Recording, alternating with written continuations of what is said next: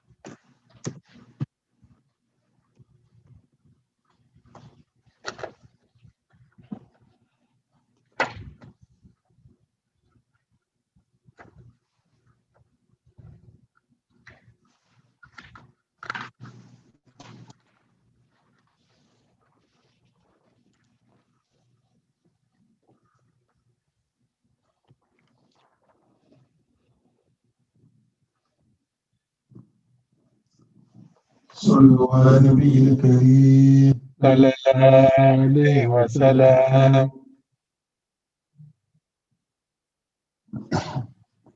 أعوذ بالله من الشيطان الرجيم بسم الله الرحمن الرحيم اللهم صل على محمد وعلى آل محمد وعلى محمد وعلى آل محمد وبارك على محمد وعلى آل محمد كما صليت ورحمت وباركت على إبراهيم وعلى آل إبراهيم في العالمين إنك حميد مجيد اللهم صل على محمد وعلى آل محمد وعلى محمد وعلى آل محمد وبارك على محمد وعلى آل محمد كما صليت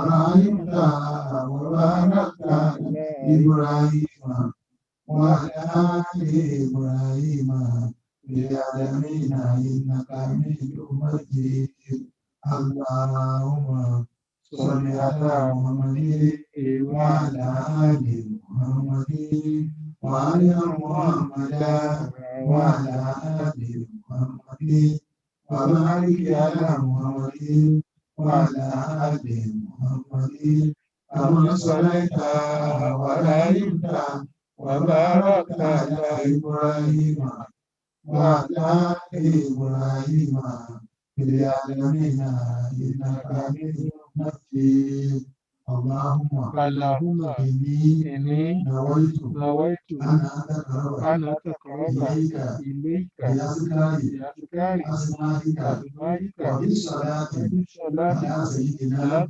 محمد ربنا تقبله مني كما تقبلته من أوليائك وعبادك الصالحين آمين أذكر الله العظيم الذي لا إله إلا هو الحي القيوم وأسأله التوبة والاغفران أذكر الله العظيم الذي لا إله إلا هو الحي القيوم وأسأله التوبة والمغفرة أذكر الله العظيم الذي لا إله إلا هو الحي القيوم وأسأله التوبة والمغفرة أذكر الله العظيم الذي لا إله إلا هو الحي القيوم وأسأله التوبة والمغفرة أستغفر الله العظيم الذي لا إله إلا هو حي القيوم وأسأله التوبة والمغفرة أستغفر الله العظيم الذي لا إله إلا هو حي القيوم وأسأله التوبة والمغفرة أستغفر الله العظيم الذي لا إله إلا هو حي القيوم وأسأله التوبة والمغفرة أستغفر الله العظيم الذي لا إله إلا هو حي القيوم وأسأله التوبة والمغفرة أستغفر الله العظيم الذي لا إله إلا هو حي القيوم وأسأله التوبة والمغفرة أستغفر الله العظيم الذي لا إله إلا هو حي القيوم وأسأله التوبة والمغفرة أستغفر الله العظيم الذي لا إله إلا هو حي القيوم وأسأله التوبة والمغفرة أستغفر الله لا إله إلا الله أستغفر الله لا إله إلا الله أستغفر الله لا إله إلا الله أستغفر الله لا إله إلا الله أستغفر الله لا إله إلا الله أستغفر الله لا إله إلا الله أستغفر الله لا إله إلا الله أستغفر الله لا إله إلا الله أستغفر الله لا إله إلا الله أستغفر الله لا إله إلا الله أستغفر الله لا إله إلا الله لا إله إلا أنت سبحانك إني كنت من الظالمين لا إله إلا أنت سبحانك إني كنت من الظالمين لا إله إلا أنت سبحانك إني كنت من الظالمين لا إله إلا أنت سبحانك إني كنت من الظالمين لا إله إلا أنت سبحانك إني كنت من الظالمين لا إله إلا أنت سبحانك إني كنت من الظالمين لا إله إلا أنت سبحانك إني كنت من الظالمين لا إله إلا أنت سبحانك إني كنت من الظالمين لا إله إلا أنت سبحانك إني كنت من الظالمين لا إله إلا أنت سبحانك إني كنت من الظالمين لا إله إلا أنت سبحانك إني كنت من الظالمين لا إله إلا الله وحده لا شريك له له الملك وله الحمد يحيي ويميت وهو حي لا يموت بيده وهو على كل شيء قدير لا إله إلا الله وحده لا شريك له له الملك وله الحمد يحيي ويميت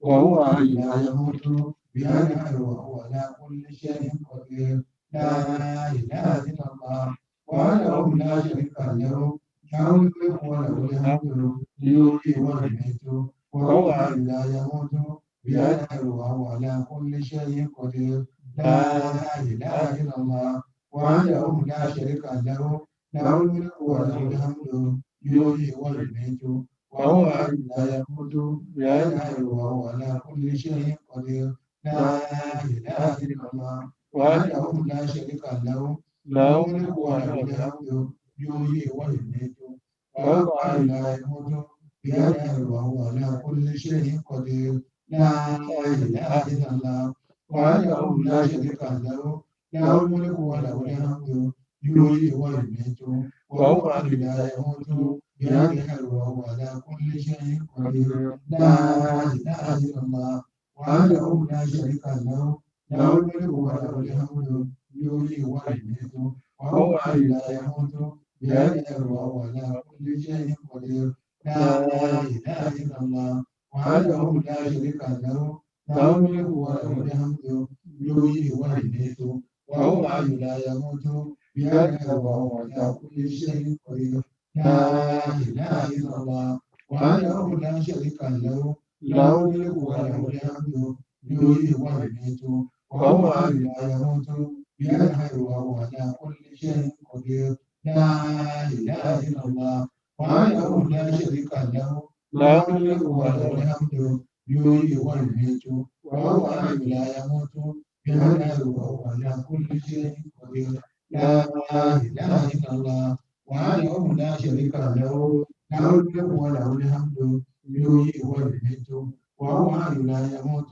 بيده الخير وهو على كل شيء قدير لا إله إلا الله الملك الحق المبين لا إله إلا الله الملك الحق المبين لا إله إلا الله الملك الحق المبين لا إله إلا الله الملك الحق المبين لا إله إلا الله الملك الحق المبين لا إله إلا الله الملك الحق المبين لا إله إلا الله الملك الحق المبين لا إله إلا الله الملك الحق المبين لا إله إلا الله الملك الحق المبين لا إله إلا الله الملك الحق المبين لا إله إلا الله الملك الحق المبين لا إله إلا الله وأيدها رب السماوات والأرض وما بينهما العزيز الغفور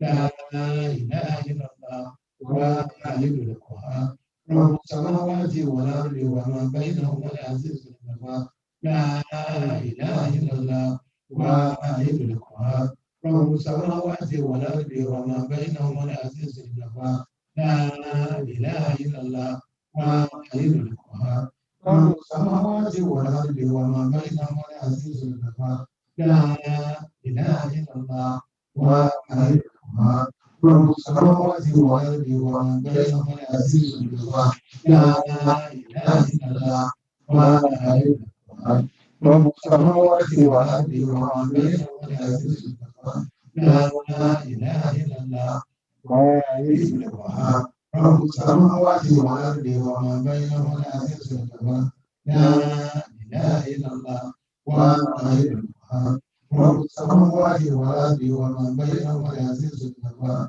لا إله إلا الله وحيد القهار رب السماوات والأرض وما بينهما العزيز الغفار لا إله إلا الله وحيد القهار رب السماوات والأرض وما بينهما العزيز الغفار لا إله إلا الله وحيد القهار رب السماوات والأرض وما بينهما العزيز الغفار لا إله إلا الله العلي الكريم سبحان الله رب العرش العظيم لا إله إلا الله العلي الكريم سبحان الله رب العرش العظيم لا إله إلا الله العلي الكريم سبحان الله رب العرش العظيم لا إله إلا الله العلي الكريم سبحان الله رب العرش العظيم لا إله إلا الله العلي الكريم سبحان الله رب العرش العظيم لا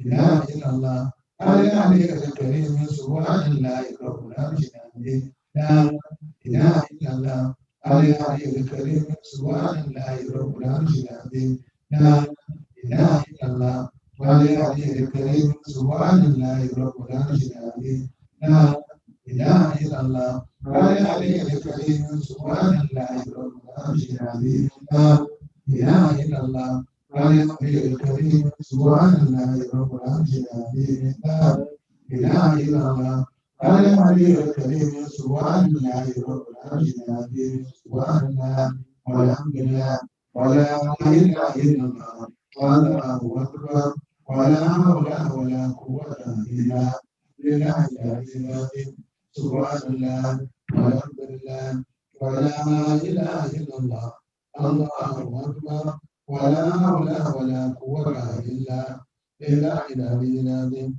سبحان الله والحمد لله ولا إله إلا الله الله أكبر ولا حول ولا قوة إلا بالله العلي العظيم سبحان الله والحمد لله ولا إله إلا الله الله أكبر ولا حول ولا قوة إلا بالله العلي العظيم سبحان الله والحمد لله ولا إله إلا الله الله أكبر ولا حول ولا قوة إلا بالله العلي العظيم سبحان الله والحمد لله ولا إله إلا الله الله أكبر ولا حول ولا قوة إلا بالله العلي العظيم سبحان الله والحمد لله ولا إله إلا الله الله أكبر ولا حول ولا قوة إلا بالله العلي العظيم سبحان الله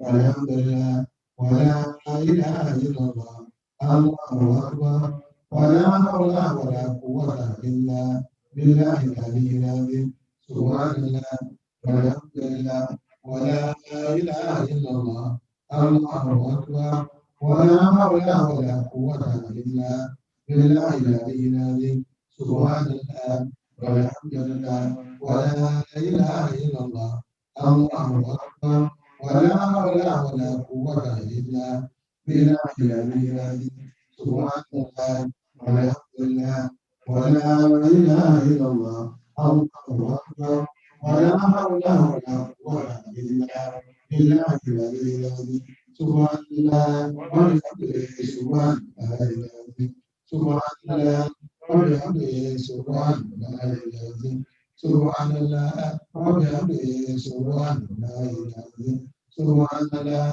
وبحمده سبحان الله العظيم سبحان الله وبحمده سبحان الله العظيم سبحان الله وبحمده سبحان الله العظيم سبحان الله وبحمده سبحان الله العظيم سبحان الله وبحمده سبحان الله العظيم سبحان الله وبحمده سبحان الله العظيم سبحان الله وبحمده سبحان الله العظيم سبحان الله وبحمده سبحان الله العظيم سبحان قدس وملائكته سبحان قدس وملائكته سبحان قدس وملائكته سبحان قدس وملائكته سبحان قدس وملائكته سبحان قدس وملائكته سبحان قدس وملائكته وروح سبحان قدس وملائكته سبحان قدس وملائكته وروح سبحان قدس وملائكته وروح سبحان قدس وملائكته وروح سبحانك رب العزة عما يصفون بسمك وتعالى وكلامه الله جل جلاله الله جل جلاله سبحانك رب العزة عما يصفون بصفته وتعالى جلاله الله جل جلاله الله جل جلاله سبحانك رب العزة عما يصفون بصفته وتعالى الله جل جلاله الله جل جلاله سبحانك رب العزة عما يصفون بصفته وتعالى الله جل جلاله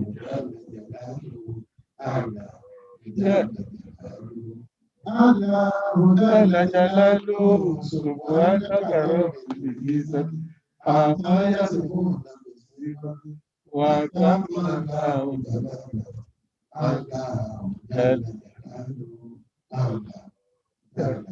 جلاله الله جل جلاله سبحانك رب العزة عما يصفون وتعالى الله جل جلاله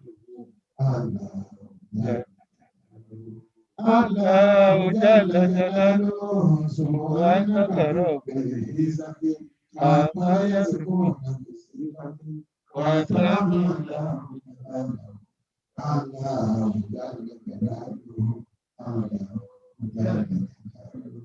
الله جل جلاله سبحانك رب العزة عما يصفون وتعالى الله جل جلاله الله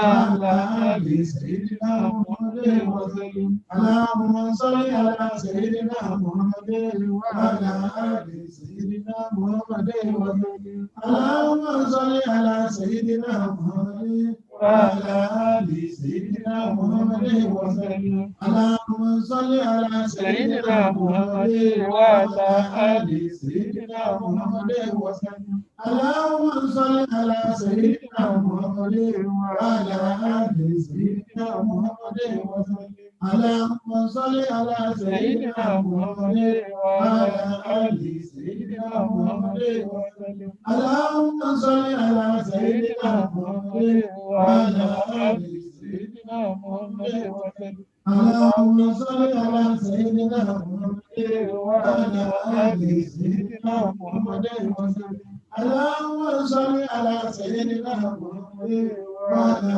آل سيدنا محمد وسلم بسم الله الذي لا يضر مع اسمه في الأرض ولا في السماء وهو السميع العليم بسم الله الذي لا يضر مع اسمه في الأرض ولا في السماء وهو السميع العليم بسم الله الذي لا يضر مع اسمه في الأرض ولا في السماء وهو السميع العليم بسم الله الذي لا يضر مع اسمه في الأرض ولا في السماء وهو السميع العليم بسم الله الذي لا يضر مع اسمه في الأرض ولا في السماء وهو السميع العليم بسم الله الذي لا يضر مع اسمه في الأرض ولا في السماء وهو السميع العليم بسم الله الذي لا يضر مع اسمه في الأرض ولا في السماء وهو السميع العليم بسم الله الذي لا يضر مع اسمه في الأرض ولا في السماء وهو السميع العليم بسم الله الذي لا يضر مع اسمه في الأرض ولا في السماء وهو السميع العليم بسم الله الذي لا يضر مع اسمه في الأرض ولا في السماء وهو السميع العليم بسم الله الذي لا يضر مع اسمه في الأرض ولا في السماء وهو السميع العليم اللهم صل على سيدنا محمد الفاتح لما أغلق والخاتم لما سبق ناصر الحق بالحق والهادي إلى صراطك المستقيم وعلى آله وقدره ومقداره اللهم صل على سيدنا محمد الفاتح لما أغلق والخاتم لما سبق ناصر الحق بالحق والهادي إلى صراطك المستقيم وعلى آله وقدره ومقداره العظيم اللهم صل على سيدنا محمد الفاتح لما أغلق والخاتم لما سبق ناصر الحق بالحق والهادي إلى صراطك المستقيم وعلى آله وقدره ومقداره العظيم اللهم صل على سيدنا محمد الفاتح لما أغلق والخاتم لما سبق ناصر الحق بالحق والهادي إلى صراطك المستقيم وعلى آله حق قدره ومقداره العظيم اللهم صل على سيدنا محمد الفاتح لما أغلق والخاتم لما سبق ناصر الحق بالحق والهادي إلى صراطك المستقيم وعلى آله حق قدره ومقداره العظيم اللهم صل على سيدنا محمد الفاتح لما أغلق والخاتم لما سبق ناصر الحق بالحق والهادي إلى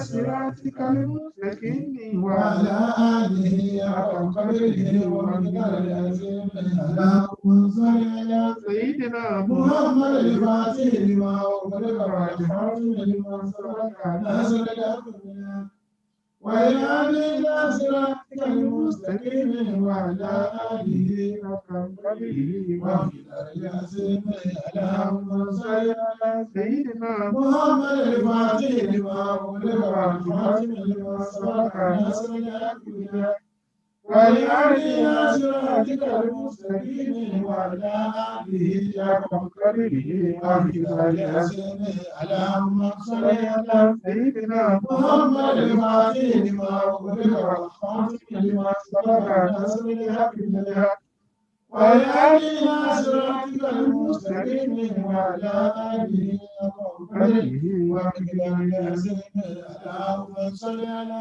سيدنا محمد الفاتح لما أغلق والخاتم لما سبق ناصر الحق بالحق ويهدينا صراطك المستقيم وعلى آله حق قدره ومقداره العظيم. اللهم صل على سيدنا محمد الفاتح لما أغلق والخاتم لما سبق ناصر الحق بالحق ويهدينا صراطك المستقيم وعلى آله حق قدره ومقداره العظيم. سبحان ربك رب العزة عما يصفون وسلام على المرسلين والحمد لله رب العالمين. ثم الصلاة وسلام سلمنا على على النبي المصطفى محمد. ثم الصلاة وسلام مسلمنا على النبي المصطفى محمد. ثم الصلاة وسلام مسلمنا على النبي المصطفى محمد. ثم الصلاة وسلام مسلمنا على النبي المصطفى محمد. ثم الصلاة وسلام مسلمنا على النبي المصطفى محمد. ثم الصلاة وسلام مسلمنا على النبي المصطفى محمد. ثم الصلاة وسلام مسلمنا على النبي المصطفى محمد. ثم الصلاة وسلام مسلمنا على النبي المصطفى محمد. ثم الصلاة وسلام مسلمنا على النبي المصطفى محمد. ثم الصلاة وسلام مسلمنا على النبي المصطفى محمد. ثم الصلاة وسلام مسلمنا على النبي المصطفى محمد. سبحانه ونؤمن باتباعه ونعم رسول الله لا تزال سبحانه وجعل رسول الله لا يتساس سبحانه قد ألفت باتباعه وجعل رسول رسول الله لا يتزال سبحانه قد ألفت باتباعه ويأم رسول الله لا يتزال سبحانه قد ألفت باتباعه وجعل رسول رسول الله لا يتزال سبحانه قد ألفت باتباعه ونعم وجعل رسول الله لا يتزال سبحانه قد ألفت باتباعه ونعم رسول الله لا يتزال سبحانه قد ألفت باتباعه ونعم رسول الله لا يتزال سبحانه قد ألفت باتباعه ونعم رسول الله لا يتزال سبحانه قد ألفت باتباعه ونعم رسول الله لا يتزال سبحانه قد ألفت باتباعه ونعم رسول الله لا يتزال فرح سيده فيها مناط سعيد واسفك بصديق ومحمد وبسيد الفاروق يسلم قريب صلاة وتسليم على قول أحمد وقول أبو بكر وقول أبو حسن فرح سيدي فيها مناط سعيد واسفك بصديق ومحمد وبسيد الفاروق يسلم قريب صلاة وتسليم على قول أحمد وقبر أبو بكر وقبر أبو حسن فرح سيدي فيها مناط سعيد واسمك بصديق ومحمد وبسيد الفاروق يسبي قريب صلاة وتسليم على قبر أحمد وقبر أبو بكر وقبر أبو حفص فكمزيد فيها منعت مزايد واسمك بصديق تلو محمد وبسيد الفاروق أسبي بإخوتي صلاة وتسليم على قبر أحمد وقبر أبو بكر وقبر أبو حفص فيا رب أنصرنا من الظلم كلها بجاه أبو بكر حبيبي نبينا يا رب أنصرنا من الظلم كلها بجاه أبي بكر حبيبي نبينا ويا رب أنصرنا من الظلم كلها بجاه أبي بكر حبيبي نبينا فيا رب أنصرنا من الظلم كلها بجاه أبو بكر حبيبي نبينا اللهم يا ربي على محمد اللهم يا ربي على محمد اللهم يا ربي صل على محمد وسيد سادتي نبي محمد وسيد سادتي نبي محمد وسيد سادتي نبي محمد محمد رسول عملنا محمد رسول عملنا محمد رسول عملنا محمد رسول شرف الأولى محمد رسول عملنا محمد رسول شرف الأولى بجفاة الكتاب بسم الله الرحمن الرحيم الحمد لله رب العالمين الرحمن الرحيم مالك يوم الدين إياك نعبد وإياك نستعين اهدنا صراط المستقيم صراط الذين أنعمت عليهم غير المغضوب عليهم ولا الضالين آمين آمين كن فيكون آمين سبحان ربك رب العزة عما يصفون وسلام على المرسلين والحمد لله رب العالمين بسم الله الرحمن الرحيم حسبنا الله ونعم الوكيل ونعم المولى ونعم النصير حسبنا الله ونعم الوكيل ونعم المولى ونعم النصير حسبنا الله ونعم الوكيل ونعم المولى ونعم النصير حسبنا الله ونعم الوكيل ونعم المولى ونعم النصير حسبنا الله ونعم الوكيل ونعم المولى ونعم النصير حسبنا الله ونعم الوكيل ونعم المولى ونعم النصير حسبنا الله ونعم الوكيل ونعم المولى ونعم النصير حسبنا الله ونعم الوكيل ونعم المولى ونعم النصير حسبنا الله ونعم الوكيل ونعم المولى ونعم النصير حسبنا الله ونعم الوكيل ونعم المولى ونعم النصير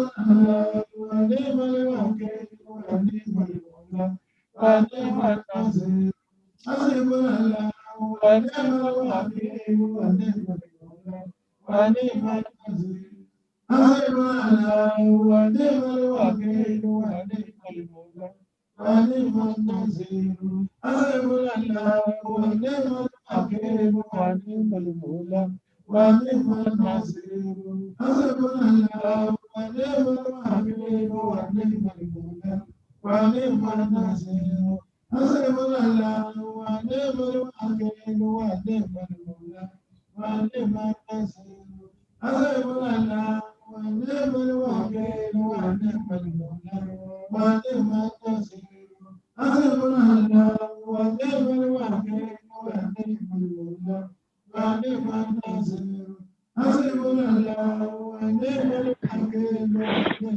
المولى ونعم النصير حسبنا الله ونعم الوكيل ونعم المولى ونعم النصير حسبنا الله ونعم ونعم الوكيل ونعم المولى ونعم النصير حسبنا الله ونعم الوكيل ونعم المولى ونعم النصير حسبنا الله ونعم الوكيل ونعم المولى ونعم النصير حسبنا الله ونعم الوكيل ونعم المولى ونعم النصير حسبنا الله ونعم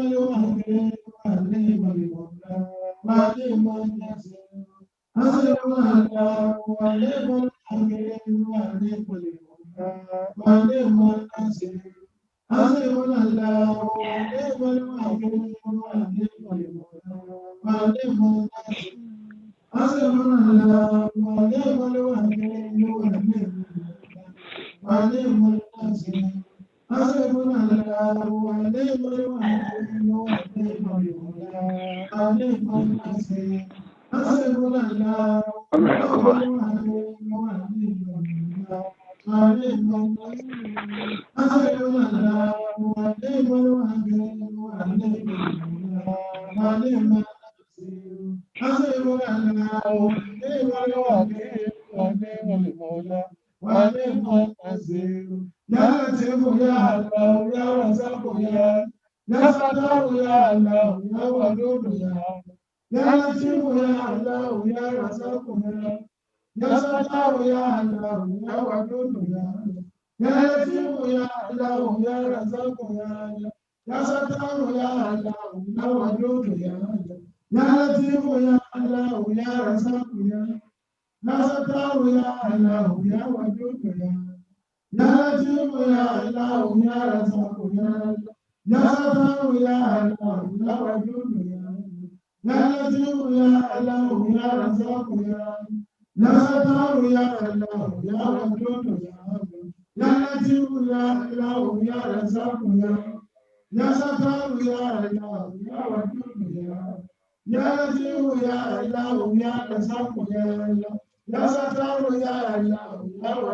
يا لطيف يا الله يا رزاق يا ستار يا الله يا ودود يا لطيف يا الله يا رزاق يا ستار يا الله يا ودود يا لطيف يا الله يا رزاق يا ستار يا الله يا ودود يا لطيف يا الله يا رزاق يا ستار يا الله يا ودود يا لطيف يا الله يا رزاق يا ستار يا الله يا ودود يا لطيف يا الله يا رزاق يا ستار يا الله يا ودود يا لطيف يا الله يا رزاق يا ستار يا الله يا ودود يا لطيف يا الله يا رزاق يا ستار يا الله يا ودود يا لطيف يا الله يا رزاق يا ستار يا الله يا ودود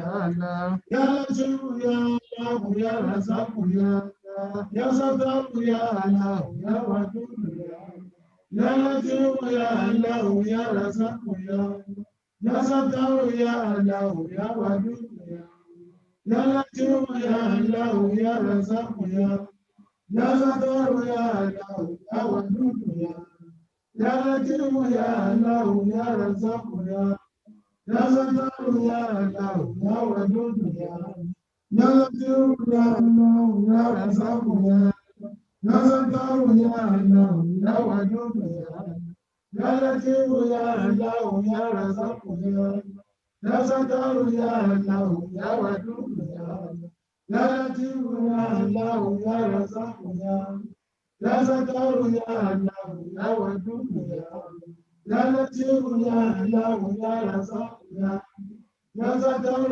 يا الله يا ودود يا لطيف يا الله يا رزاق يا ستار يا الله يا ودود يا لطيف يا الله يا رزاق يا ستار يا الله يا ودود يا لطيف يا الله يا رزاق يا ستار يا الله يا ودود يا لطيف يا الله يا رزاق يا ستار يا الله يا ودود يا لطيف يا الله يا رزاق يا ستار يا الله يا ودود يا لطيف يا الله يا رزاق يا ستار يا الله يا ودود يا لطيف يا الله يا رزاق يا ستار يا الله يا ودود يا لطيف يا الله يا رزاق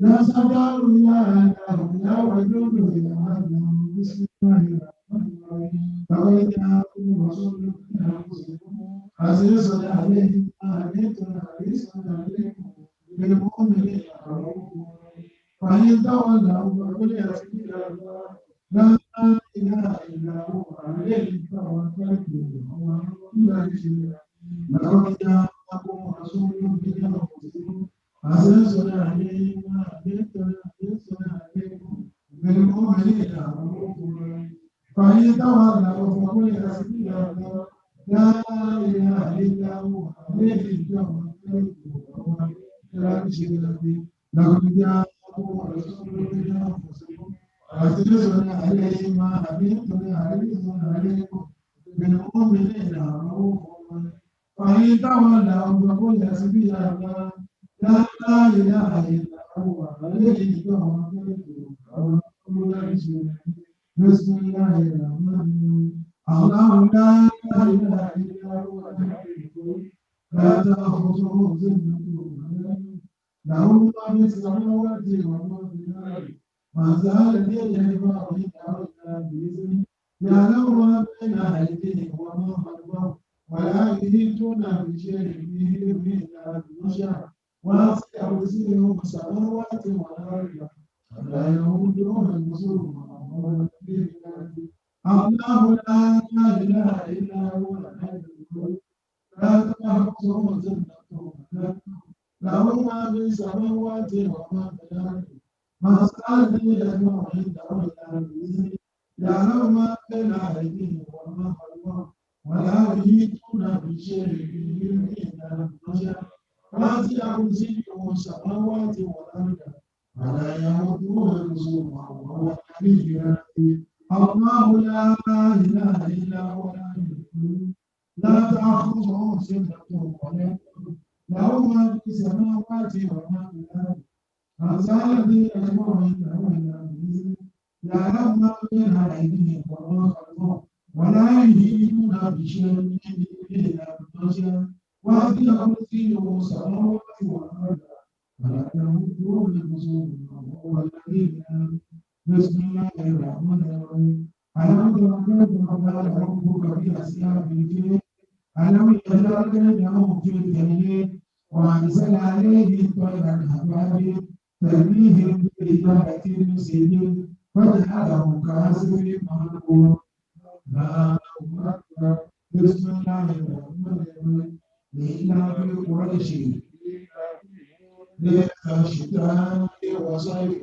فليعبدوا رب هذا البيت الذي يطعمهم من جوع وآمنهم من خوف الله أكبر بسم الله الرحمن الرحيم أهل الذي يكذب بالدين فذلك الذي يدعو اليتيم ولا يهود على طعام المسكين فويل للمصلين الذين هم عن صلاتهم ساهون الذين هم يراءون ويمنعون الماعون الله أكبر بسم الله الرحمن الرحيم إنا أعطيناك الكوثر فصل لربك وانحر إن شانئك هو الأبتر الله أكبر بسم الله الرحمن الرحيم قل يا أيها الكافرون لا أعبد ما تعبدون ولا أنتم عابدون ما أعبد ولا أنا عابد ما عبدتم ولا أنتم عابدون ما أعبد لكم دينكم ولي دين الله أكبر بسم الله الرحمن الرحيم إذا جاء نصر الله والفتح ورأيت الناس يدخلون في الله أفواجا فسبح بحمد ربك واستغفره إنه كان توابا الله أكبر بسم الله الرحمن الرحيم تبت يدا أبي لهب وتب ما أغنى عنه ماله وما كسب سيصلى نارا ذات لهب وامرأته حمالة الحبل الله أكبر بسم الله الرحمن الرحيم قل هو الله أحد الله الصمد لم يلد ولم يولد ولم يكن له كفوا بسم الله الرحمن الرحيم قل هو الله أحد الله الصمد لم يلد ولم يولد ولم يكن له كفوا بسم الله الرحمن الرحيم قل هو الله أحد الله الصمد لم يلد ولم يولد ولم يكن له كفوا الله أكبر بسم الله الرحمن الرحيم قل أعوذ برب الفلق من شر ما خلق ومن شر غاسق إذا وقب ومن شر النفاثات في العقد ومن شر حاسد إذا حسد الله أكبر بسم الله الرحمن الرحيم قل أعوذ برب الناس ملك الناس إله الناس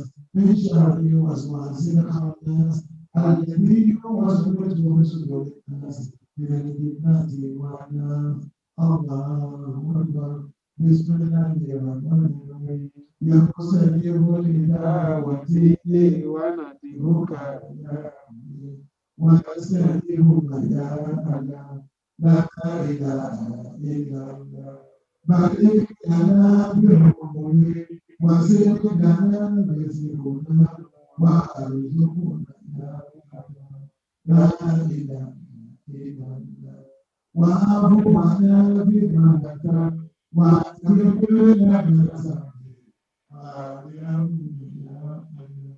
لا إله إلا الله لا إله إلا الله لا إله إلا الله يا مستجيب بدعوتي ونبيك يا ربي واستجيبنا يا الله لا إله إلا الله بارك لنا بحكمه وزد لنا برزقنا وارزقنا يا الله لا إله إلا الله واعف عنا بمنك واغفر لنا بسببه ويكون يا الله لا إله إلا الله لا إله إلا الله لا إله إلا الله يا مستجيب بدعوتي ونبيك يا ربي واستجيبنا يا الله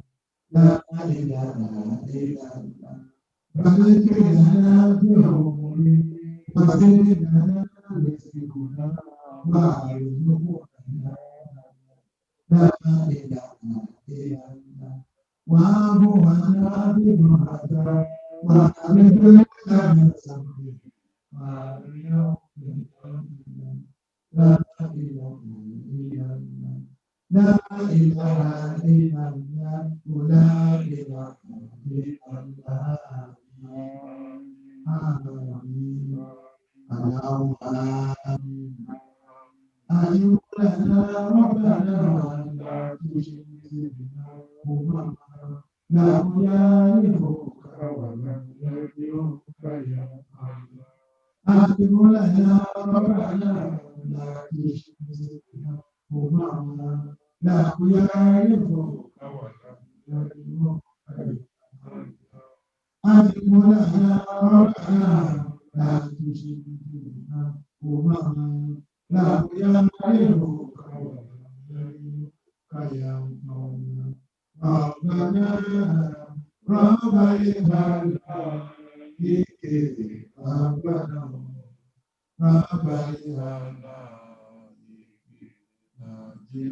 رب العالمين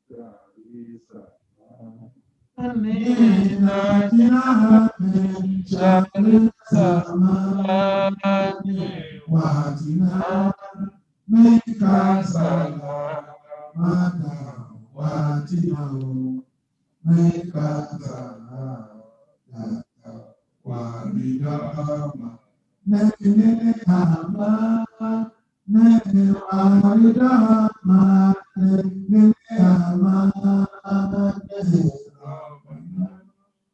Rabbana yeke Rabbana Rabbana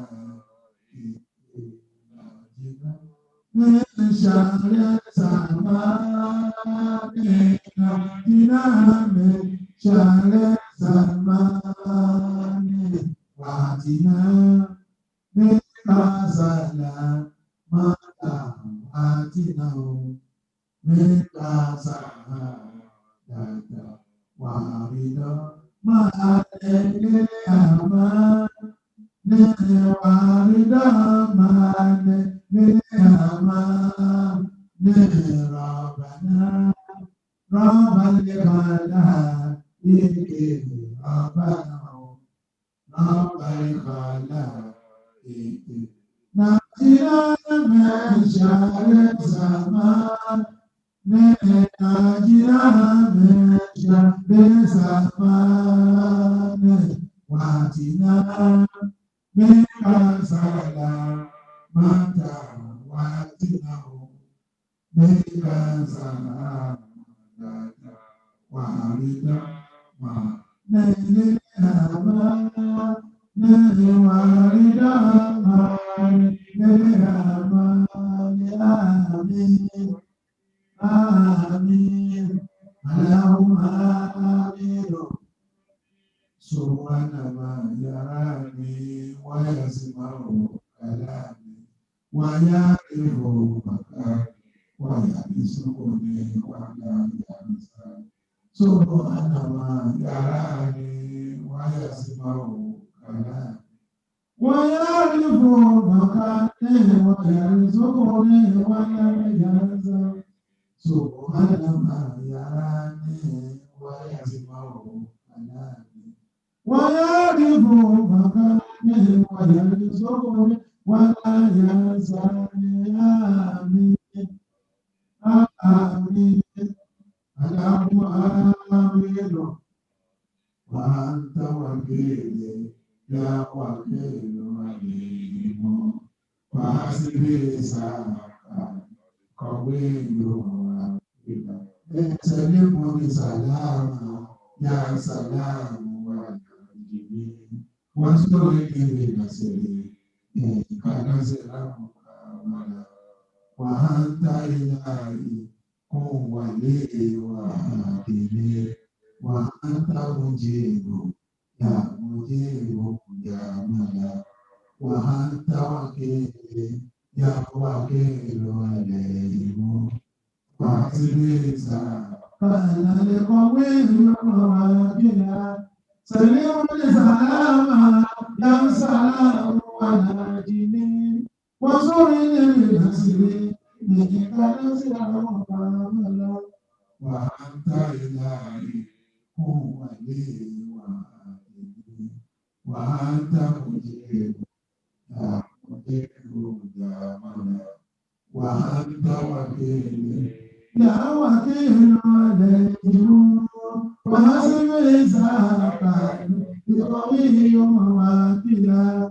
سلم سلاما يا سلام وناجني وصرني بنصري منك نصر مكاملا وأنت إلهي هو لي وحاكمي وأنت مجيب يا مجيب يا آمين آمين اللهم آمين إلهي لك الحمد صلى ويا زوجة ويا زوجة شكرا جزيلا عليك الأمين على أمره وزوق الهوى علي يعلم يا جمال بشيك ودود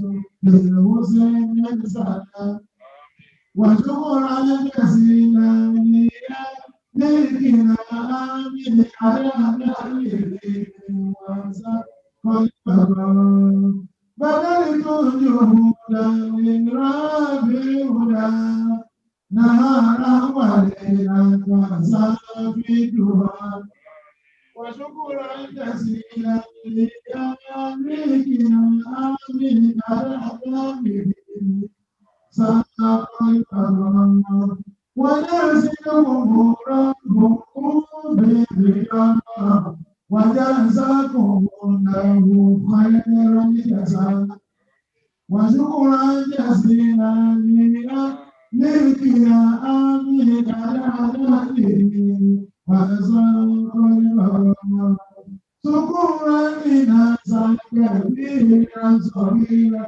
وتعلم له نصيرا يا ربنا وشكرا جزيلا لآلك آمين على نهره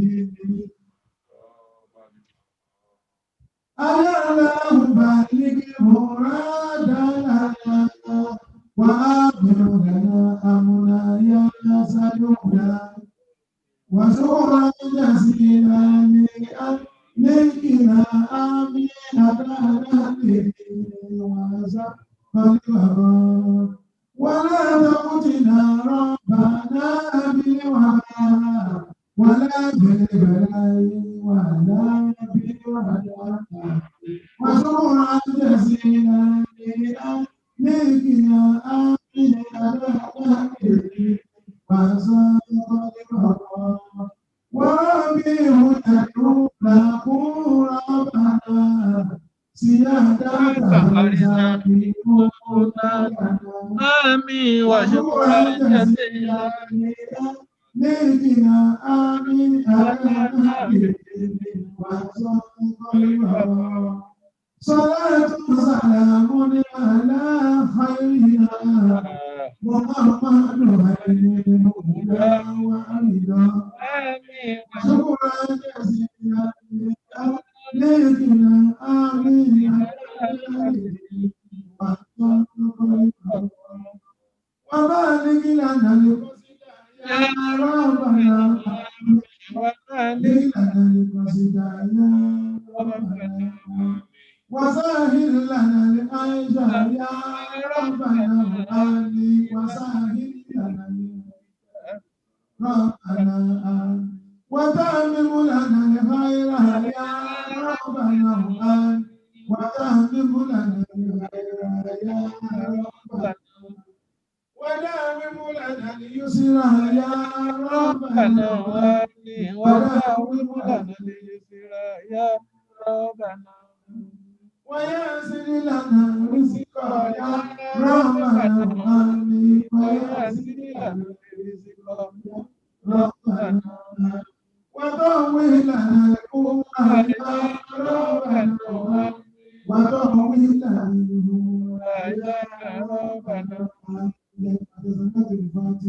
بسم الله الرحمن الرحيم الحمد لله رب العالمين الرحمن الرحيم مالك يوم الدين إياك نعبد وإياك نستعين اهدنا الصراط المستقيم صراط الذين أنعمت عليهم غير المغضوب عليهم ولا الضالين آمين صل على سيدنا محمد الفاتح لما أغلق لما سبق ناصر الحق بالحق والهادي إلى صراطك المستقيم وعلى آله وصحبه ومن العزيز اللهم صل على محمد الفاتح لما أغلق والهاتم لما سبق ناصر الحق بالحق والهادي إلى صراطك المستقيم وعلى آله حق قدره ومقداره اللهم صل على محمد الفاتح لما أغلق والخاتم لما سبق ناصر الحق بالحق والهادي إلى صراطك المستقيم وعلى آله حق قدره ومقداره العظيم ربك رب العزة عما يصفون وسلام على المرسلين والحمد لله رب العالمين آمين.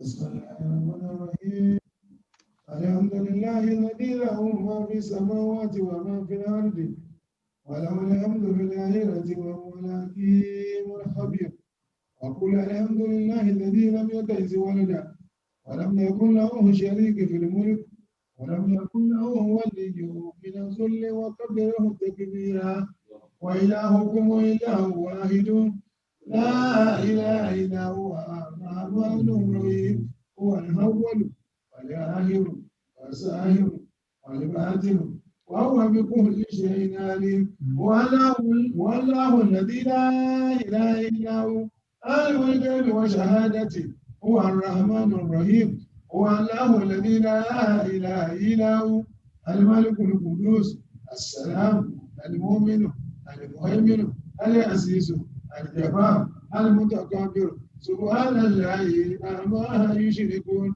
هو الله الخالق البارئ والمصور له الأسماء الحسنى يسبح له ما في السماوات والأرض وهو العزيز الحكيم اللهم اكد حاجاتي ببركة آدم ونوح وإبراهيم وموسى وداود ومحمد رسول الله صلى الله عليه وسلم اللهم إني أسألك بأنك أنت الله لا إله إلا أنت الأحد الصمد الذي لم يلد ولم يولد ولم يكن له كفوا أحد اللهم يا أول يا آخر يا ظاهر يا باطن اسم ندانا بما سمعت به نداء عبدك زكريا اللهم يا أول يا آخر يا ظاهر يا باطن اسم ندانا بما سمعت به نداء عبدك زكريا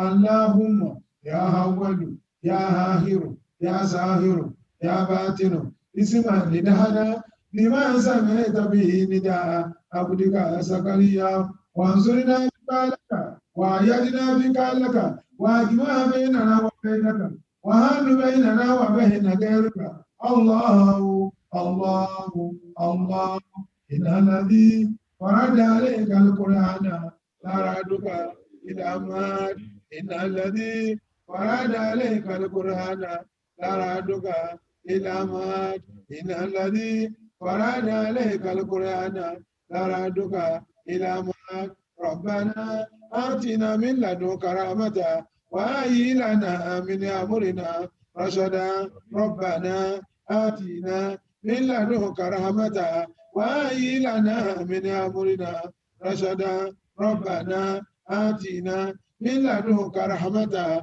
وهيئ لنا من أمرنا رشدا ربنا ظلمنا أنفسنا وإن لم تغفر لنا وترحمنا لنكونن من الخاسرين ربنا ظلمنا أنفسنا وإن لم تغفر لنا وترحمنا لنكونن من الخاسرين ربنا ظلمنا أنفسنا وإن لم تغفر لنا وترحمنا لنكونن من الخاسرين إن الله وملائكته يصلون على النبي يا أيها الذين آمنوا صلوا عليه وسلموا تسليما صلوات الله وسلامه وتحياته ورحمته وبركاته على سيدنا محمد عبدك ورسولك النبي الأمي وعلى آله وصحبه عدد شفي والوتر وعدد كلمة ربنا تامة مباركة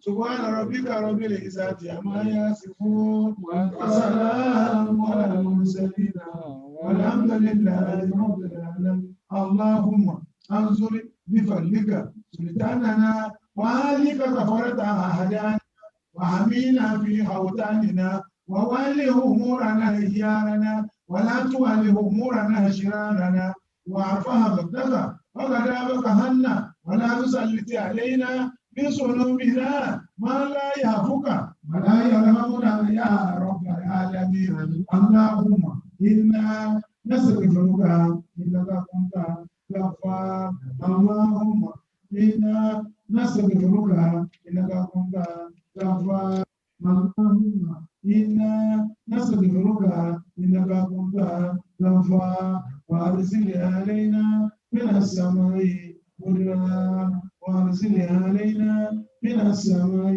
مدرارا وأرسل علينا من السماء مدرارا ربنا تقبل منا إنك أنت السميع العليم ربنا تقبل منا إنك أنت السميع العليم ربنا تقبل منا إنك أنت السميع العليم ربنا تقبل منا إنك أنت سميع الدعاء ربنا تقبل منا إنك أنت سميع الدعاء ربنا تقبل منا إنك أنت سميع الدعاء ربنا تقبل منا إنك أنت مجيب الدعاء ربنا تقبل منا إنك أنت مجيب الدعاء ربنا تقبل منا إنك أنت مجيب الدعاء وتوب علينا إنك أنت تواب الرحيم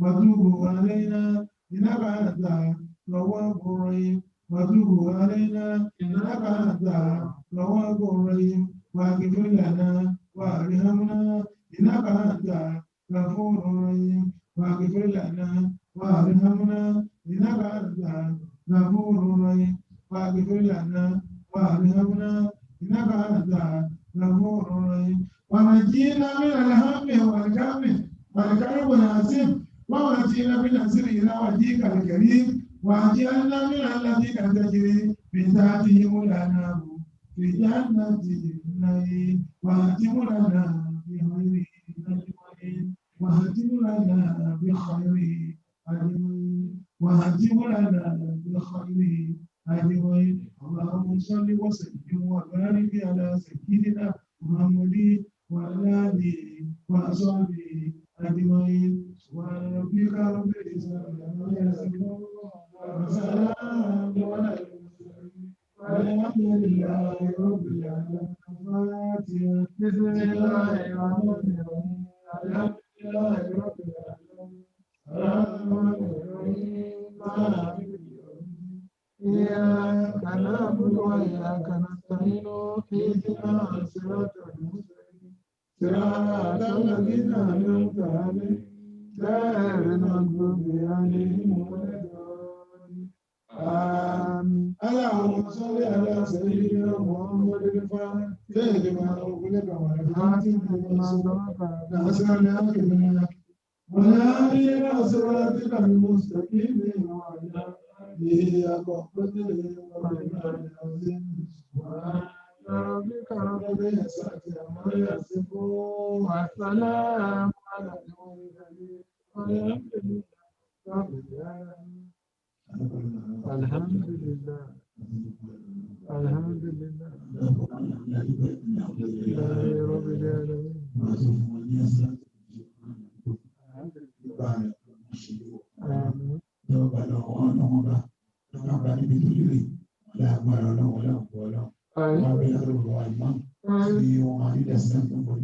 آمين آمين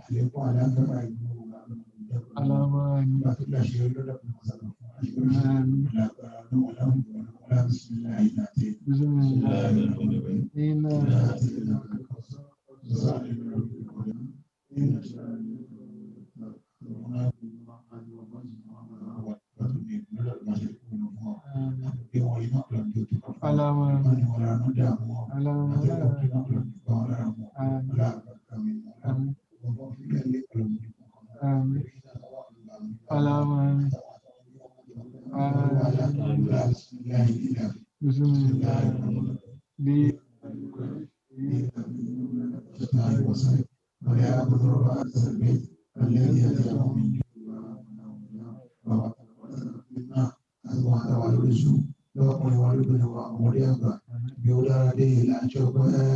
ibi ọ̀rọ̀ wa kù sí là ń bẹ̀bẹ̀. eléyìí tí Àròyé láláwòrán kó wọ́n tètè tètè sáyẹ̀nsì kó máa máa jẹ́. ìjọ dáradára Láti sọ pé ibi ọ̀rọ̀ wa kù sí là ń bẹ̀bẹ̀. eléyìí tí ìgbàgbọ́ láláwòrán wọ́n tètè sáyẹ̀nsì Kó máa máa jẹ́. wọ́n tètè sáyẹ̀nsì kó máa Àgbà pàápàá sáyẹ̀nsì kó máa wọ́n tètè sáyẹ̀nsì kó máa jẹ́ ọgbọ́n sáyẹ̀nsì kó máa máa jẹ́.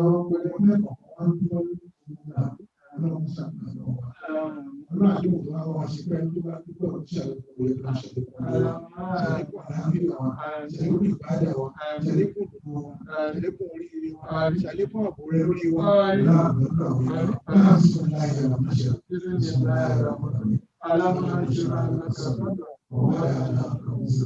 الذي يقال النار ورفعنا لك الذكر فإن مع العسر يسرا إن مع العسر يسرا فإذا ربك فانصر وإلى ربك فارغب ọlọ́run àbí àgbọ̀dá bẹ́ẹ̀ àwọn àyà àkúgbà lóye tí wọ́n sì lè di ẹjọ́ tó kọ́ gbogbo gbà ọlọ́run ló ti mọ̀ nàìjíríà tó lọ́kùnrin ọ̀pọ̀ pẹ̀lú ọgbọ̀n fún òṣèlú ọgbọ̀n òṣèlú ẹ̀sìn ọ̀gbọ̀n أو جاربي إنه وهو اللطيف الخبير. بسم الله الرحمن الرحيم. إلى قريش إلى بيوم الشجاع والسيف فليعبدوا هذا البيت الذي أتاهم من نور وآمنهم من يوم يدعو الشمال ولا حسد قلوب المتقين يقول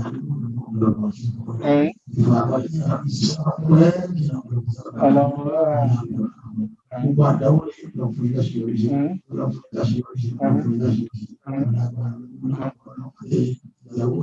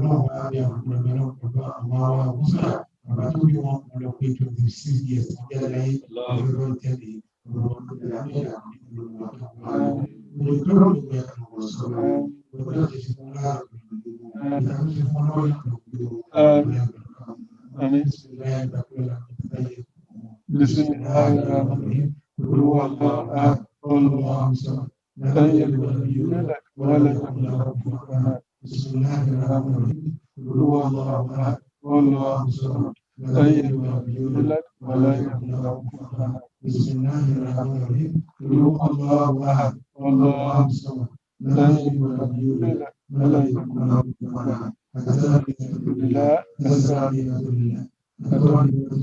لله السلام عليكم أيها النبي ورحمة الله وبركاته.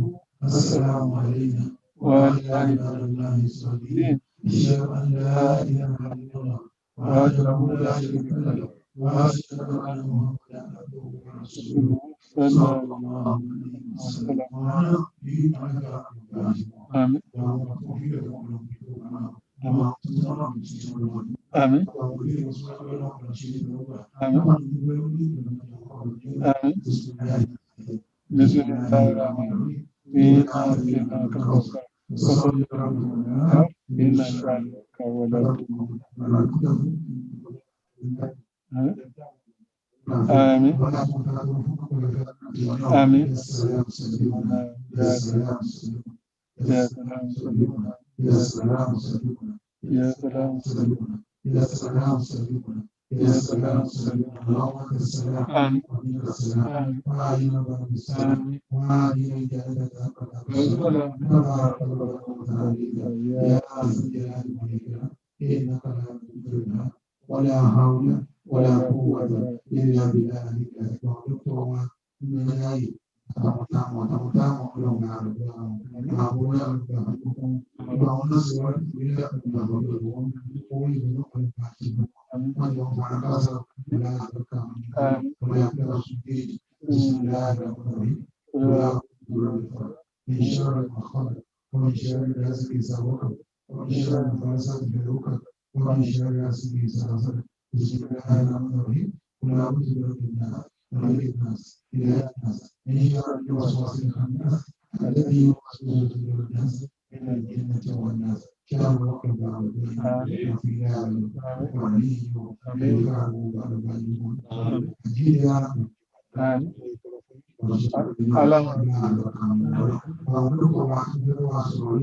Federasi tidak kali terusung oleh orang tidak ada orang baru. Jadi kau orang kita orang masih. Ujung itu apa para itu mana posisinya. Orang itu ada sampai bahasa. Orang ini juga kita perlu menjadi apa yang masih perlu dan orang kami. Kalau setiap orang kalau tidak apa yang kita kan orang tidak berbeda. بسم الله الرحمن الرحيم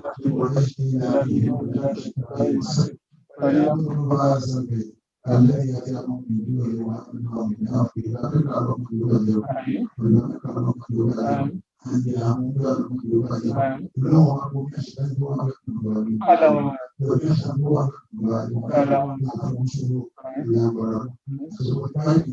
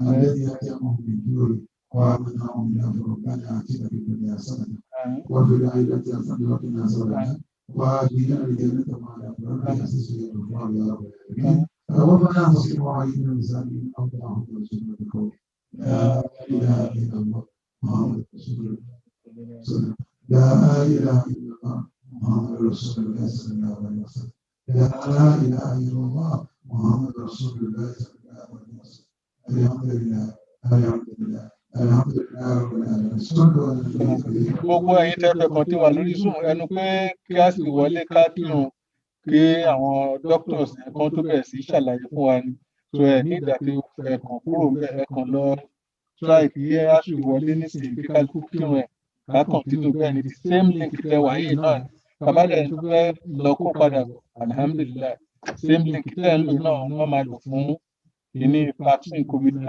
yẹn inshallah so àtọ̀ máa dúró pé ká kírun kan tó bẹ̀rẹ̀ salamu alaykum.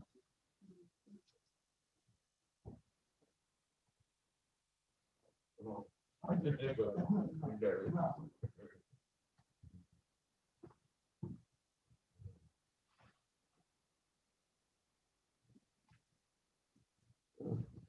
thao rồi.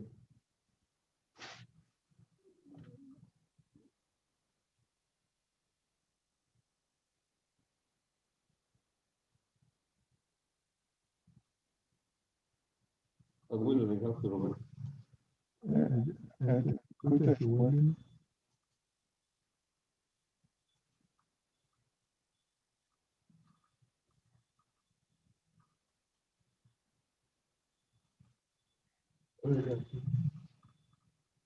wala shughuli kudia kwa kitu 40 something ndio limited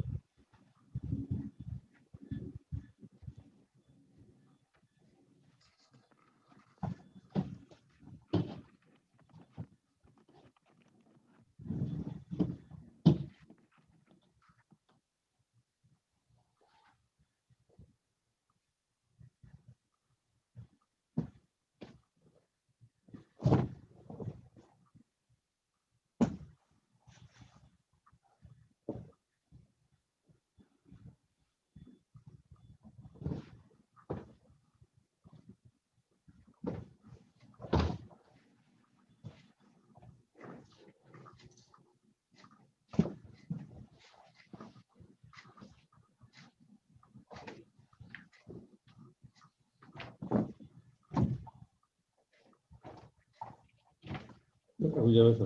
Yín lẹ́nu ọjọ́ mẹ́ta yẹn. Como va a explicar que no lo sé. Ok. Así que ahora igual con su one, es que está ahí creo que ya tú. Ó travel lọ wà Nàìjíríà. No lo sé, tío.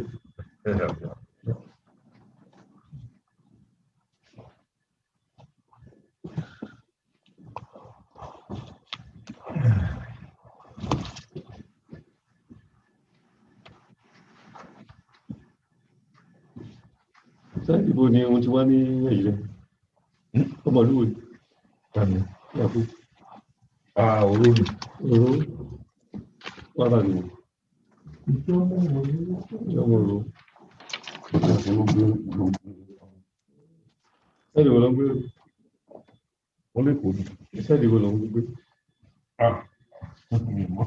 Àwọn òru wọ́n pọ̀ ní òru yìí kankan.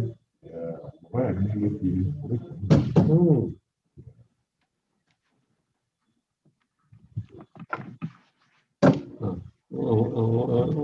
Wọ́n ṣe olókòwò kan ní àwọn òru.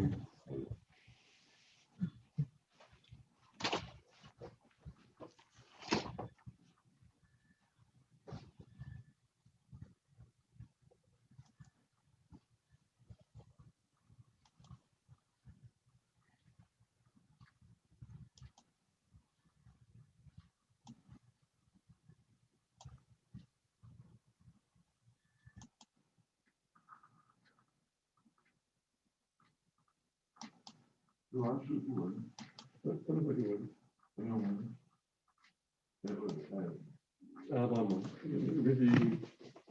ya ves que más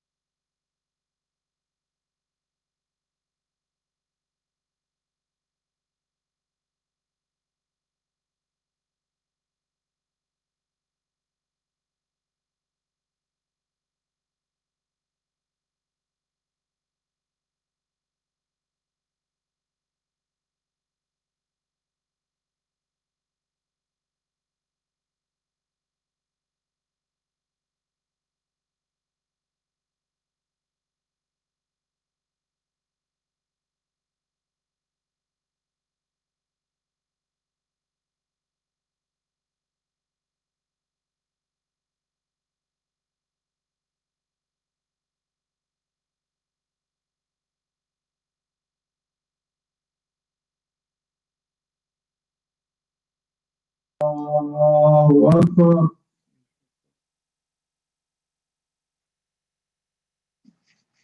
أشهد أن لا إله إلا الله.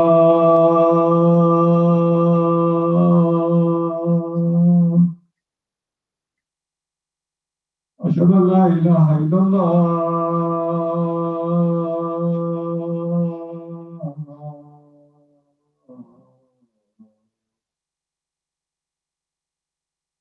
أشهد أن محمدا رسول الله.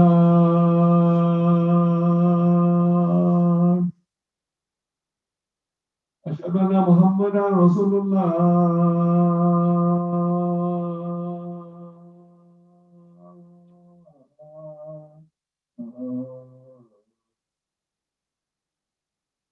يا صلاة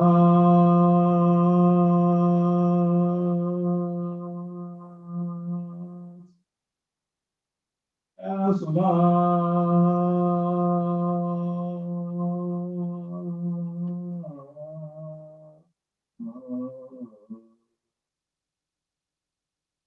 إلى الفلاح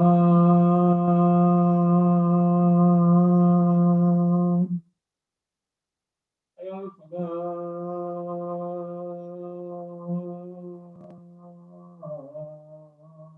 الله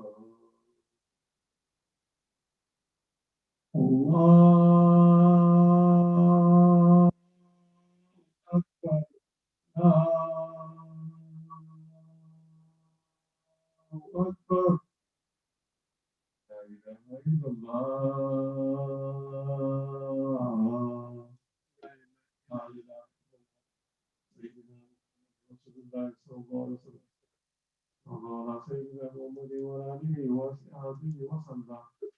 اللهم هذه دعوة التامة والصلاة القيمة وآتي محمد الوسيلة الفضيلة ودرجة الرفيعة وبعث القمر جل وعلا إنك لا تخلف الميعاد. استغفروا لله استغفروا واعتدلوا يرحمكم الله. الله أكبر الله أكبر. أشهد أن لا إله إلا الله أشهد أن محمدا رسول الله. يا صلاة يا صلاة إقامة الصلاة قد قامت الصلاة. الله أكبر الله أكبر. لا إله إلا الله.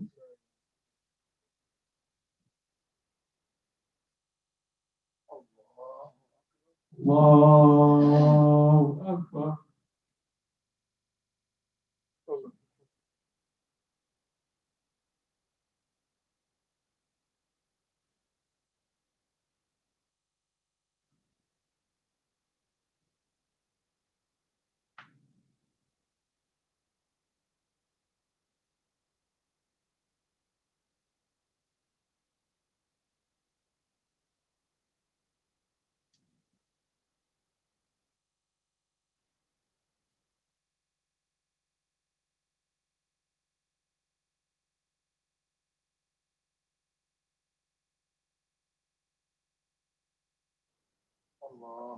الله أكبر.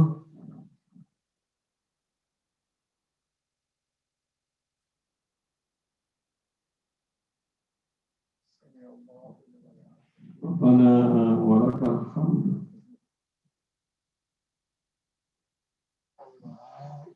الله أكبر.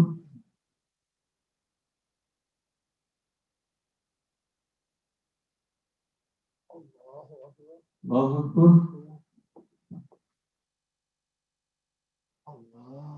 الله أكبر.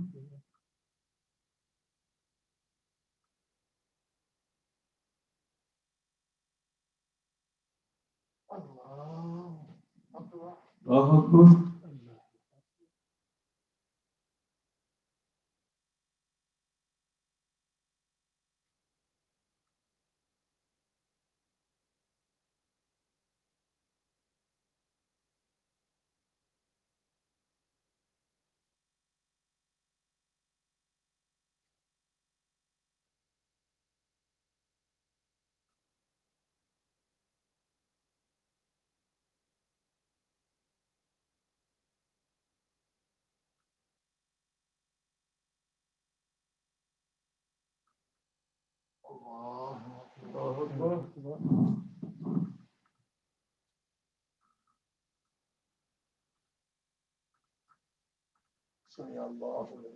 ربنا ولك الحمد. الله أكبر.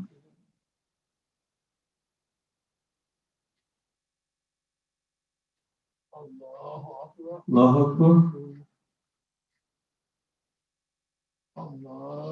الله أكبر.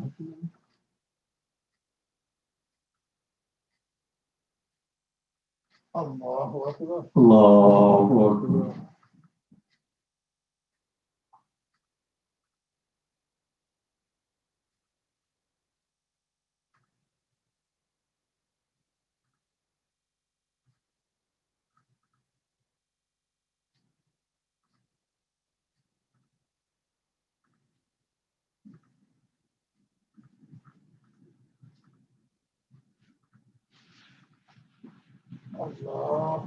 الله أكبر.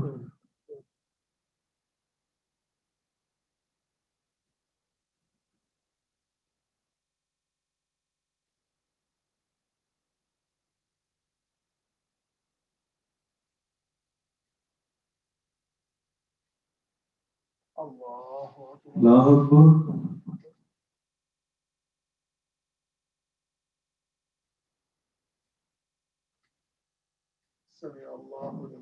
ربنا ولك الحمد. الله أكبر.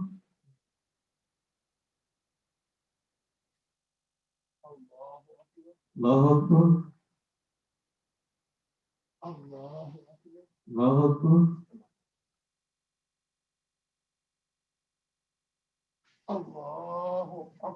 الله أكبر.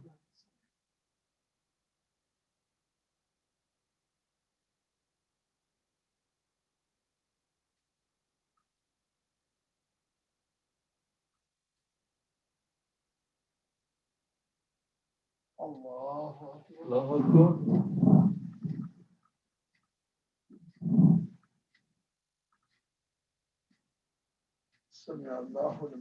ربنا ولك الحمد. الله أكبر.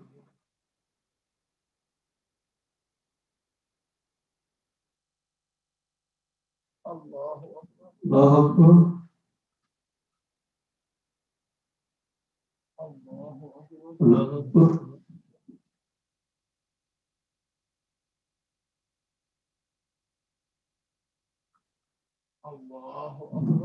الله أكبر.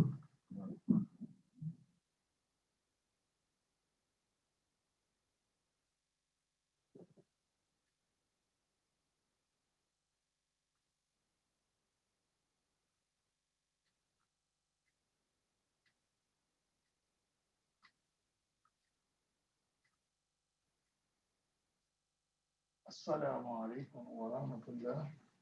السلام عليكم ورحمة الله. السلام عليكم ورحمة الله.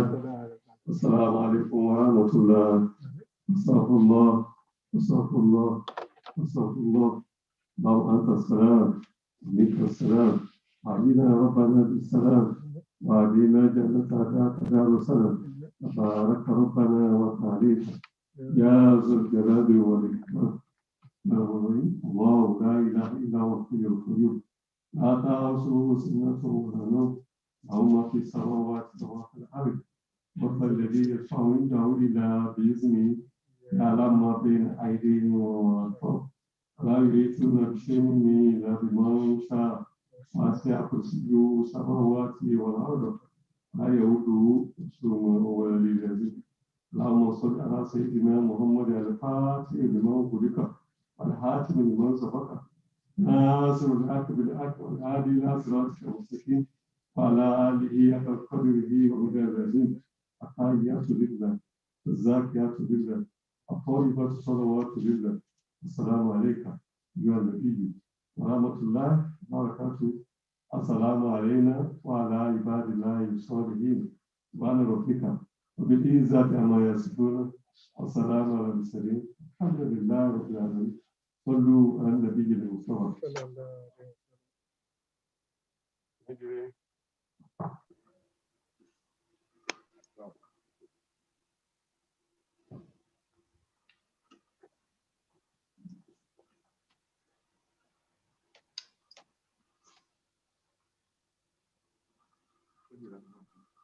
Yeah, هذا بيجوا صلوا على النبي الكريم.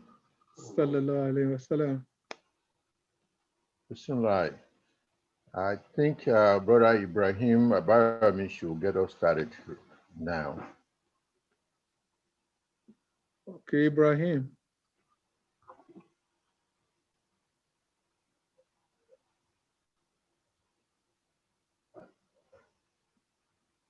He's trying to reach out to the speakers. Maybe they are there or not, because I don't see them. So. Let's see. I'm here. Okay. The speakers are there. Oh, okay. I can see Dr. Adufuyi there.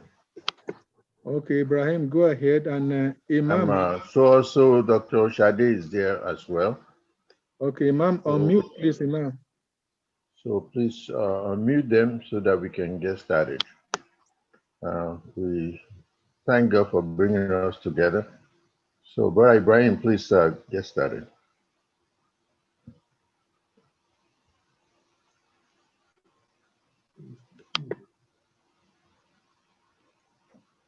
Ibrahim just called me. Hope he's not having a problem with his.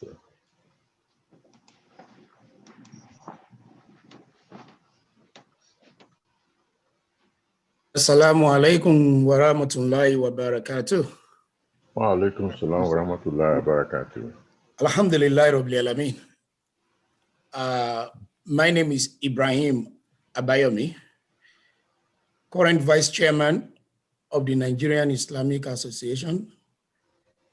And on behalf of the Chief Imam of NIA, the Chief Imam Shakruddin Nasir, and the entire mission board, Professor Shafiddin Amuo, the Chairman, Board of Trustees, NIA, and the entire executive board under the chairmanship of Alhaji Abdul Latif Showemimo, welcome you all to this program.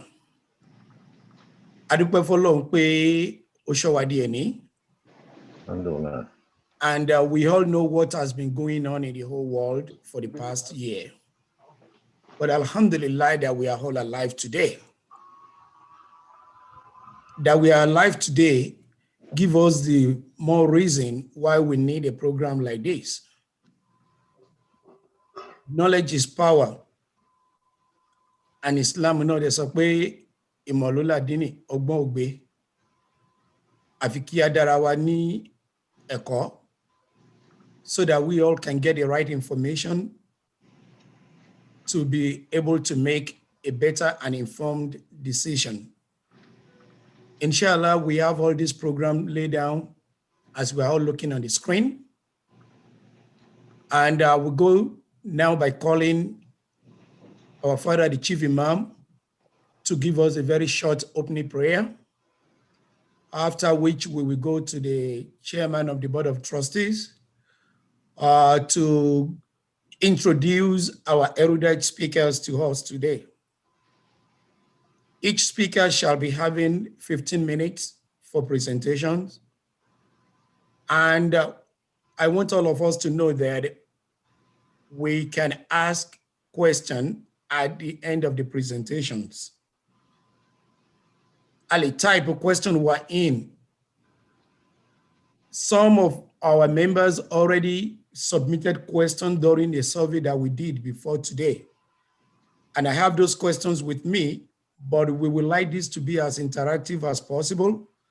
So if you have a question, you can raise up your hand using the Zoom icon, or you can type it in, and we will try to direct this question to the speakers. Our speakers shall be answering our questions jointly, and tabare ni tó ní question tó jẹ́ pé a particular speaker ló fẹ́ kàn down question yẹn gangan, you can also, state it in your question, inshallah.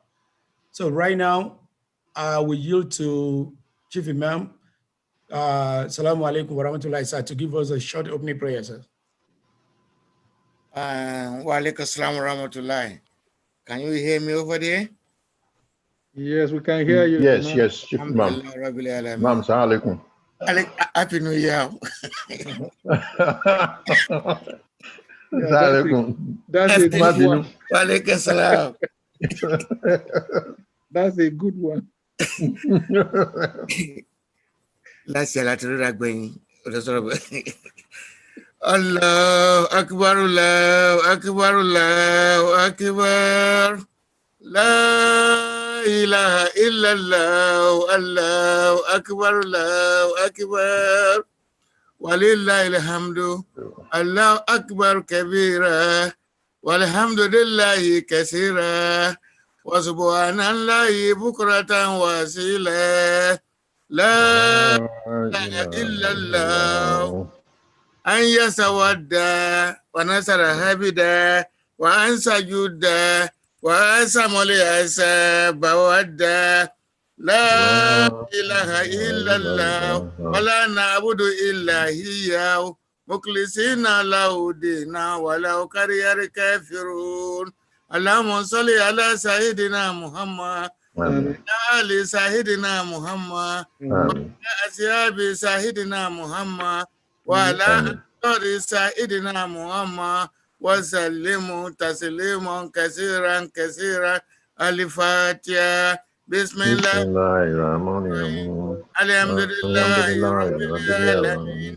Ar-Rahmanir Rahim. Maliki yawmiddin. Iyyaka na'budu wa iyyaka nasta'in. Ihdina as-siratal mustaqim. Siratal ladzina an'amta 'alaihim ghayril maghdubi 'alaihim waladdallin. Amin. Amin. Amin. Subhana rabbika rabbil izzati amma yasifun. Wassalamu alal mursalin. Walhamdulillahi rabbil alamin. Amin. Sallu ala nabi karim. Sallallahu alayhi wa sallam. Ẹ ṣé púpọ̀, Imam. Ọlọ́run tó fi yín kẹwàá tó lè fàá náà kẹyìn. A máa dá yín sí, a máa dá wa náà sí. Amin. A dúpẹ́ púpọ̀. A dúpẹ́ fún chairman wa Ṣóẹ̀mímú and his deputy Ibrahim. Kódà Ọlọ́run ló fi àwọn náà kẹwàá. Ló jẹ́ pé they think forward and look at what the membership should be able to know and acknowledge. The reason we are here today primarily is because we want to make sure that our members and their families have the opportunity to enjoy the knowledge of people that we know, the people that come from our own communities. There have been quite a lot of misinformation, disinformation many things about vaccination going on throughout the community. And I'm glad that Ibrahim made this possible. So let me start very quickly by introducing this honorable man and woman to those who may not know them. I'm quite privileged. I'm really honored to have known both of them for more than 20 years. In fact, I was the first person that hired both of them to work with me as soon as they landed in Chicago several years ago. Not only did they work with me, I also learned a lot from them, and they know I'm still learning from them because they turn out to be some of the most eminent scholars and clinicians we have in our own community. As a start, trust is very, very important. So I trust these two individuals. I trust them so much that both of them were mentors to my daughter when she was a student in medical school, when she was doing her residency. They also were mentors to my son when he was doing his doctorate. So if I had to trust both of them to my children, you know that I don't have any hesitation in presenting them to Nigerian community as the persons they need to go to in understanding the issues surrounding vaccination. I'm sorry I cannot completely talk in Yoruba. I know we want to mix it together, but they are more verbal, are more articulate. In fact, they are smarter than me, so I'll be relying on them quite well. Dr. Sade, as indicated earlier, not only from our community, she's also a contributor to our community. She's on the board of trustees of NIA, has also mentored a lot of students. In fact, I used to have Sade as the poster girl when I was getting students to UIC School of Public Health in terms of showing what our people can accomplish, because she came to me with very high credentials. Was one of the people in the upper 5% of students that we admitted at that time. And she had not let me down. Dr. Adefuye, the same thing, was not only a great student, was also a great partner. She was with me during those days when we were securing money to support the admission, retention, and graduation of students who completed MPH, MD, as well as other health profession or educations.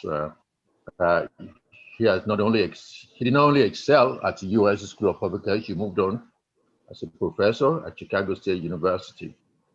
After a couple of years there, she moved to much higher level now, a level that I'm quite sure that most of my graduates have not really attained. So I'm very, very grateful that they are here with us, and also to it's a matter of trust. I want to let you know that I have taken the vaccine, at least the first one. I'll be taking the next one next week.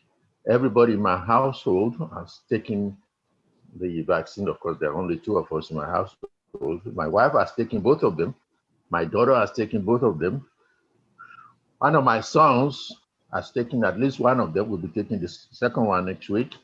The only person that has not taken it is Mr. Kwambin, that all of you know. Perhaps because it's not eligible yet, he will be taking it. So to let our members know that we are not asking you to do what we have not done. We're asking you to do what it takes to make sure that our communities stay safe, to make sure that we have a chance to congregate together like we used to congregate. It's boring being at home, and many of you know that.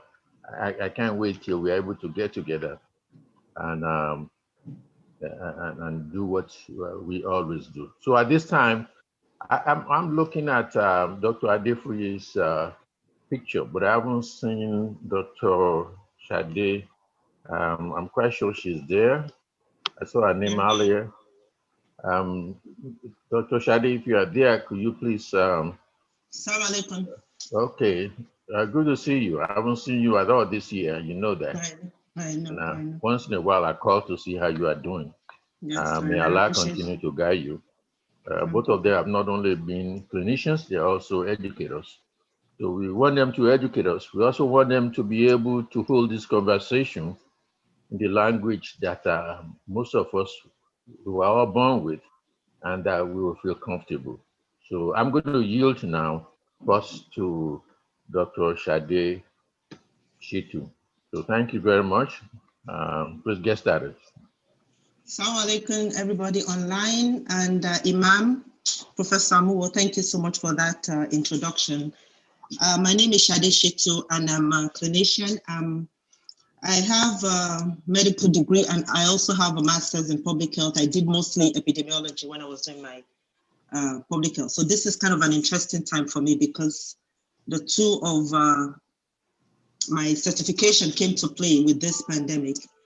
Now, most importantly, what we're supposed to talk about today is the vaccine. And quite honestly, I think I really appreciate the fact that this program has been put together. I want to decide, oh yeah, vaccine, they've actually done a great service because even it's not just the mosque. I've had to give this same topic of discussion to the nurses. I mean, they are medical professionals, but they were hesitant in taking the vaccine. So it's really important that we all know why we should be taking this vaccine. Everybody has a lot of concerns. So I really appreciate the chairman and everybody that thought it was a good idea to have this conversation going. I really do appreciate that. Before we start talking about the vaccine, I hope everybody can hear me though. Yes, we can hear you. We can hear you. Go ahead. Okay. So before I start talking about the vaccine, I'm just going to talk a little bit about this COVID-19 itself and how it's kind of changed our lives. I'm sure everybody knows. One way or the other. I mean, just the fact the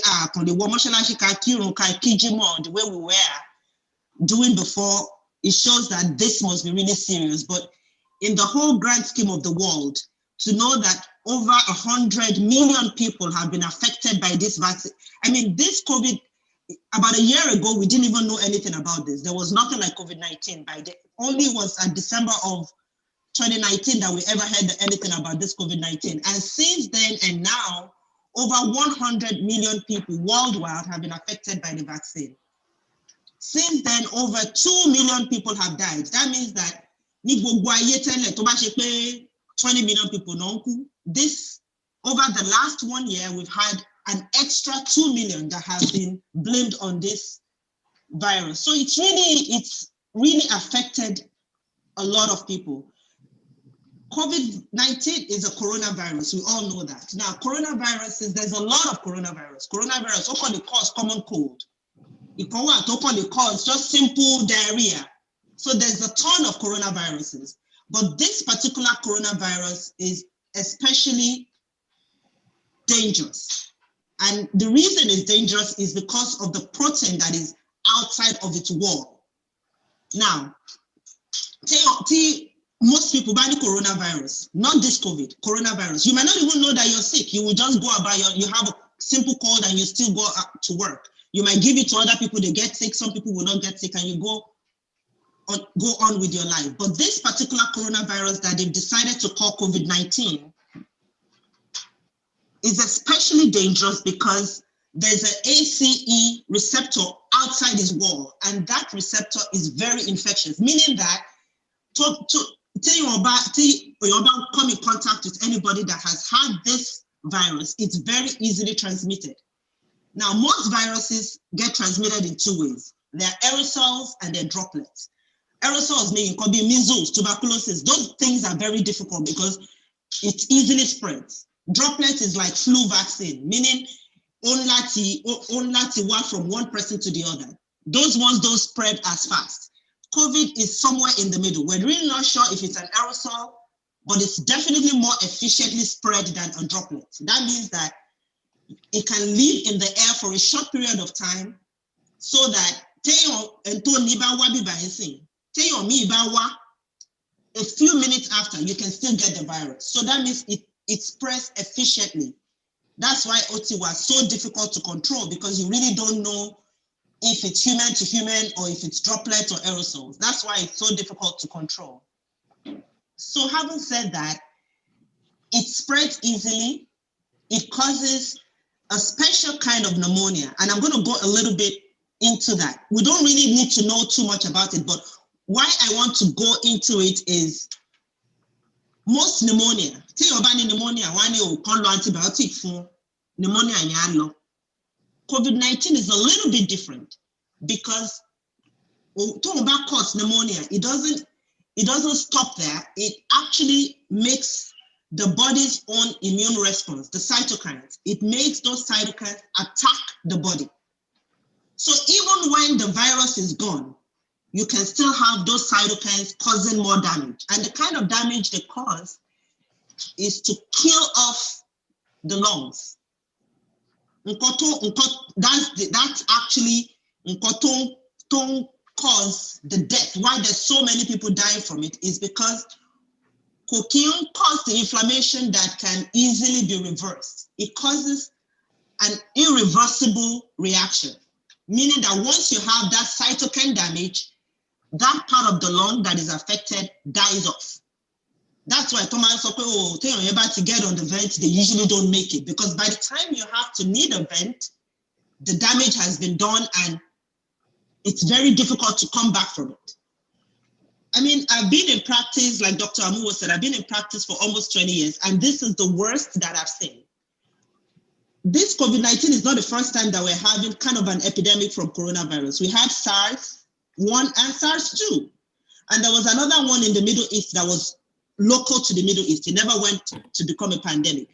But this it became a pandemic because it's worldwide, and the mortality rate is close to 2%. We've never had, apart from the Spanish flu in 1918, we've never had a pandemic that had such a high mortality rate. And the reason it has that high mortality rate is because of this whole cytokine storm business. So, I mean, we should all be scared. I'm sure people you're not affected by this COVID-19. So we should all be scared. I know that it's scary because this vaccine came in such a short time after we had the pandemic. So everybody's afraid and saying, oh, do we really know so much about the vaccine? That's what the question has been, because people are wondering, how safe can it be if they develop it within a year? I'm going to talk a little bit about that. Now, Trump COVID. The first thing they did was give him this set of antibodies, monoclonal antibodies. These were manufactured antibodies that they infused into him when he was in the White House, before he even went into the hospital. Now, that antibody at that time, they had not even studied it. There hadn't been any study. It was just being manufactured. But they knew how bad this COVID-19 would be with his risk factor, and they gave the president of the United States a medication that has not even been FDA approved. That's how bad it can be. Even after getting the monoclonal antibody, they still airlifted him and took him to the hospital just to watch him, and so he can get remdesivir. I'm sure everybody has heard a little bit about this remdesivir medication that we're now using for COVID.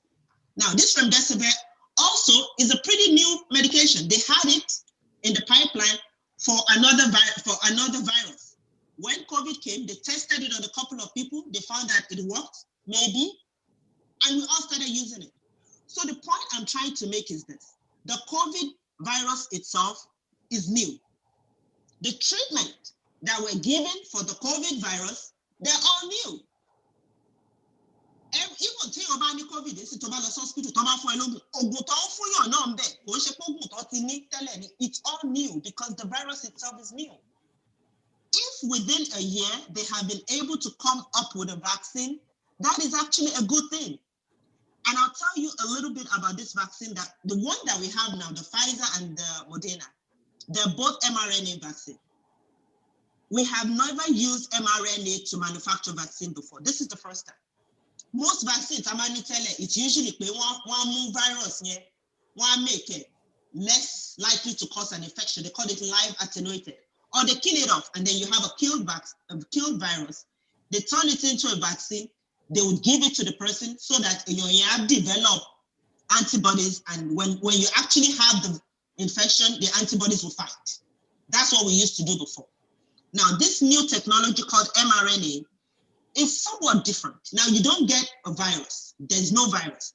What they've done is to manufacture that coat around the virus that I was telling you about, and they have written it on an RNA. This code, they wrote it on an RNA, and they have put it as a messenger to give to your immune system so that you can make the antibodies. So it means that you're not getting anything strange in your body. They're not giving you any viruses. RNAs are just lipids. They're like fat. They're like if you eat cheese, it's a fat. They're lipid particles. It's something that after they give it to you, it does what it needs to do, and it goes away.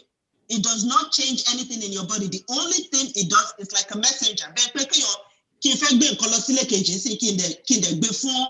Ọmọ ọ̀dọ̀ kan pé bá mi gbé láti bíbá kó dẹ̀ gbé lọ fẹ́nìyàn tó ń gbé bẹ̀. Tó bá ti gbé lẹ́ẹ̀bẹ̀ tán, òun ti ṣe nǹkan tó láti ṣe ni. That's the wonder of the mRNA, because they're like messenger RNA. That's what the M is. It's a messenger RNA. So it takes one thing from outside and puts it inside your body. Now, it's now left to your own body to make the antibodies. So it makes it, that's why that they always say it takes about a week after the vaccine before you become immune, because your body actually has to make antibody. Over time, they study the antibody from COVID, and they know that you kind of mount a new, a high antibody level, and then it wanes over time. That's why both of them are 2 doses, because you need a booster shot so that you don't get that wane. It doesn't go down. We don't know how long it lasts yet, because most of the people studying it, they're still testing them to find out when the antibody actually goes down. We should know with time how long it will last in our body. But for now, it looks like after the first dose, you get about 50% protection. After the second dose, for the Pfizer, you get about 94% protection. And for the Moderna, you get about 96% protection. So for now, so far so good, is the best that we've got. There's a couple of side effects, some fever, some pain at the site of infection. Some people actually have a feeling of being sick, but that's just your body making antibodies. And those things usually will last about 24 hours and get better. Now, there will be other vaccines that will come out, and like the Johnson & Johnson vaccine is kind of a live attenuated virus, but we don't have that yet in the United States, so I'm not going to talk about that. The 2 that we have now is the Pfizer and the Moderna, and both of them are mRNA viruses, mRNA vaccines, and they're very efficient and safe. mRNA is a new but safe technology, and now that we've seen that it works, I'm sure most other vaccines that will come out in future will be more likely to be mRNA than live attenuated, because it's safer. The technology is just safer. Now, personally, I was one of the first people to take the vaccine. And I'm not going to say that I was not afraid. So what we did where I work was this. When the FDA got the data and released the data from the study from the Pfizer vaccine, I need infectious disease specialist, I need allergy specialist, I need pulmonary specialist. We all got the data. We sat down and reviewed the data. How many people were in the study? What were the possible side effects? We compared both of them, and we found that both of them were safe. And we decided we would get the vaccine. I have gotten both doses of the vaccine. My daughter is a paramedic in school. She's gotten her dose. My husband has gotten his. Malik is going to get his next week. If it wasn't safe, I would not give it to my family. And I didn't do it blindly. I did it after reviewing the data. Like I said, I have had this same talk with nurses where I work, because the nurses had a lot of questions. We gave a presentation to them as to why we think it's safe and why they should get it. And a lot of the nurses in my hospital have gotten the vaccine also. There's been a couple of side effects, like I said, fever. We didn't have anybody with anaphylaxis. That's one thing that has been reported worldwide, is people get anaphylaxis. But anything that is new and is being introduced into the body can set up an anaphylaxis reaction. Most people who only need that kind of anaphylaxis are people who have had anaphylaxis to other things before. So if you know that you've had anaphylaxis to other things before, I would say talk to your doctor first before you go get the vaccine. Most places will monitor you for 15 minutes after you get the vaccine for any side effects that you might have. So that's one other safety precautions that most places are putting in place. I don't want to talk too much because I will just wait for your questions and see if there's anything else that needs to be addressed. Thank you very much, Dr. Shade Shitu. I know we are all more informed now than ever before. Let me now switch gear and go to Dr. Adefuye, who is waiting patiently to quote what Dr. Shade had said and also give us additional perspective regards to the need for us to be all vaccinated. So I'll turn over to you, Dr. Adefuye. Thank you very much, Dr. Mo. I'm actually going to share my screen. And let's see. Can you see my screen? Yes. Yes. Okay. All right. Before I actually go into the presentation, Dr. Amu is a very, very modest man. And for all of you that know him, know he's very modest.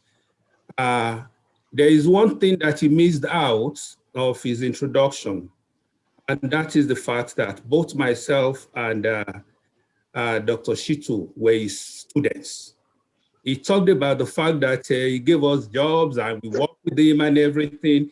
He did not mention that we were students. We were actually his students. That's the kind of person that he is. And I think we are all very fortunate for us to have, somebody like him, in our community. And I don't need to lecture you about Dr. Amuwo because I know all of you know Dr. Amuwo very well. So about this presentation, I will try as much as possible not to cover what Dr. Shitu has already covered. There's some things that she talked about that I will provide a little more context around. And at the end of the day, I think the most important thing I intend to achieve today is to introduce you to the vaccines, to know how they were made, and also to convince you that this vaccine is actually safe.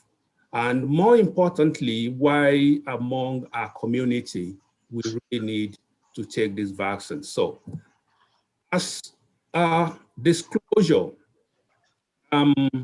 I work for Takeda Pharmaceuticals. I'm an executive medical director with Takeda Pharmaceuticals.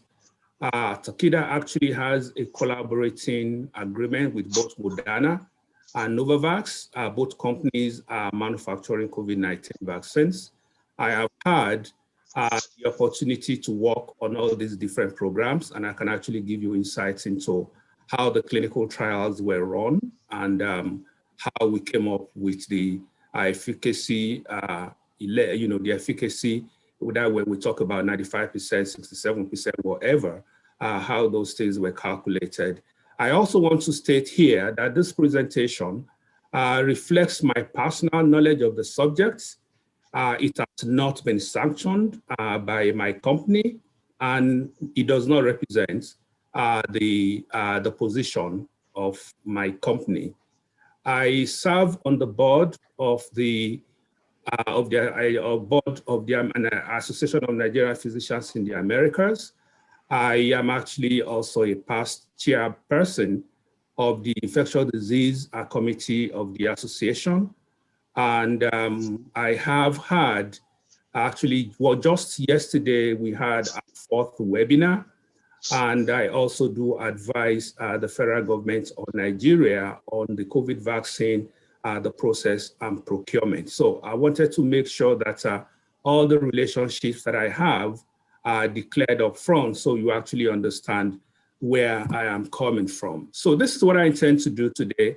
I already talked about what I really want to do. So, and I really don't want to waste too much time. I actually would prefer to have more of actually asking questions than to go to spend too much time on this presentation.